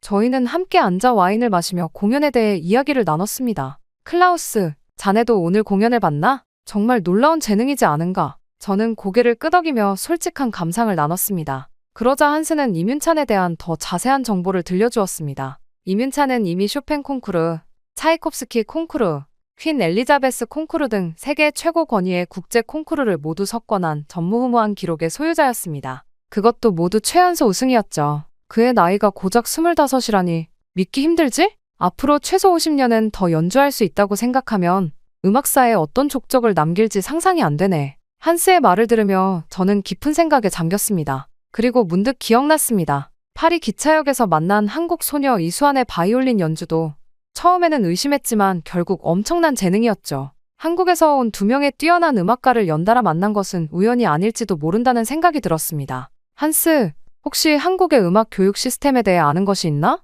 한스는 미소 지으며 고개를 끄덕였습니다. 그에 따르면 한국은 최근 10년간 클래식 음악계에서 가장 주목받는 나라 중 하나였습니다. 체계적인 조기 교육, 국가적 지원, 그리고 한국인 특유의 열정과 집중력이 결합된 결과라고 했죠. 사실 음악계에서는 이미 K-클래식이라는 용어가 생겨날 정도야. 한국 출신 음악가들이 세계 무대를 휩쓸고 있거든. 호텔방으로 돌아와 저는 밤늦게까지 인터넷을 뒤지며 한국의 클래식 음악 현황에 대해 조사했습니다. 이윤찬 외에도 세계적인 지휘자, 바이올리니스트, 첼리스트들이 한국에서 나오고 있었어요. 서울에는 세계적 수준의 공연장들이 있었고 유명 오케스트라들이 정기적으로 방문했습니다. 새벽이 되어서야 저는 컴퓨터를 덮었습니다. 창밖으로 미네네 새벽 하늘이 보였어요. 저는 깊은 숨을 들이마셨습니다. 평생 믿어왔던 유럽 중심의 음악관이 완전히 무너진 순간이었습니다. 유럽만 최고라고 믿었지만 아시아, 특히 한국에도 이렇게 천재들이 많다니. 기차역에서 만난 이수환의 순수한 열정, 이윤찬의 압도적인 연주가 겹쳐져 제 마음에 강렬한 인상을 남겼습니다. 제 일생에 걸친 편견이 틀렸다는 것을 인정하는 건 쉽지 않았지만 진실을 부정할 수는 없었어요. 아침이 되자 저는 갑작스러운 결정을 내렸습니다. 직접 가서 확인하자. 한국이라는 나라에서 도대체 어떤 음악 교육을 하길래 어떤 분위기가 이런 인재를 키우는지 제 눈으로 직접 보고 싶었습니다. 한국으로 가야만 한다는 생각이 마음을 사로잡았습니다. 저는 평소에 침착함을 잃고 마치 어린아이처럼 들떠있는 제 모습을 발견했습니다. 짐을 챙기는 손길은 평소보다 빨랐고 가슴은 두근거렸습니다. 몇십 년간 쌓아온 제 가치관이 무너지는 순간이었지만 이상하게도 두려움보다는 설렘이 더 컸어요. 마치 오랫동안 닫혀있던 문이 열리고 그 너머로 새로운 세계가 펼쳐지는 듯한 기분이었습니다. 공항으로 향하는 택시 안에서 저는 창밖으로 스쳐 지나가는 미네네 풍경을 바라보았습니다. 유럽 문화의 아름다움은 여전히 제 가슴에 소중했지만 이제는 그것이 세계의 전부가 아니라는 사실을 받아들였습니다. 음악이라는 거대한 바다에서 유럽은 단지 한 부분일 뿐이었어요. 파리에 도착해 짐을 챙기고 곧바로 인천행 비행기에 올랐습니다. 비행기가 이륙하며 유럽 대륙이 작게 보이기 시작했습니다. 저는 마음속으로 다짐했어요. 편견의 틀에서 벗어나 더 큰 세상을 배우겠다고. 그리고 어쩌면 이제까지와는 완전히 다른 새로운 음악의 세계가 저를 기다리고 있을지도 모른다는 기대감에 가슴이 뛰었습니다. 창밖으로 펼쳐진 구름 위로 해가 떠오르고 있었습니다. 마치 저의 새로운 여정을 축복하는 듯했죠. 한국, 그곳에서 저는 무엇을 발견하게 될까요? 새로운 학생들, 새로운 동료들, 그리고 무엇보다 새로운 시각. 이 여행이 제 인생의 전환점이 될 것이라는 확신이 들었습니다. 음악은 국경이 없다는 말을 평생 입으로만 했던 것 같습니다. 제 마음속으로 중얼거렸습니다. 이제야 진정으로 그 의미를 이해하게 되었네요. 한국이라는 나라를 통해 제 편견이 깨졌고 소중한 교훈을 얻었습니다. 유럽 중심의 좁은 시각에서 벗어나 더 넓은 세계로 나아갈 준비가 되었어요. 한국에서 저는 또 어떤 음악적 영감을 얻게 될지, 어떤 새로운 재능들을 만나게 될지 생각만 해도 가슴이 벅차오릅니다. 이것이 바로 진정한 음악가의 여정이 아닐까요? 비행기는 동쪽으로 계속 날아갔고 저는 새로운 시작을 향해 마음을 열었습니다.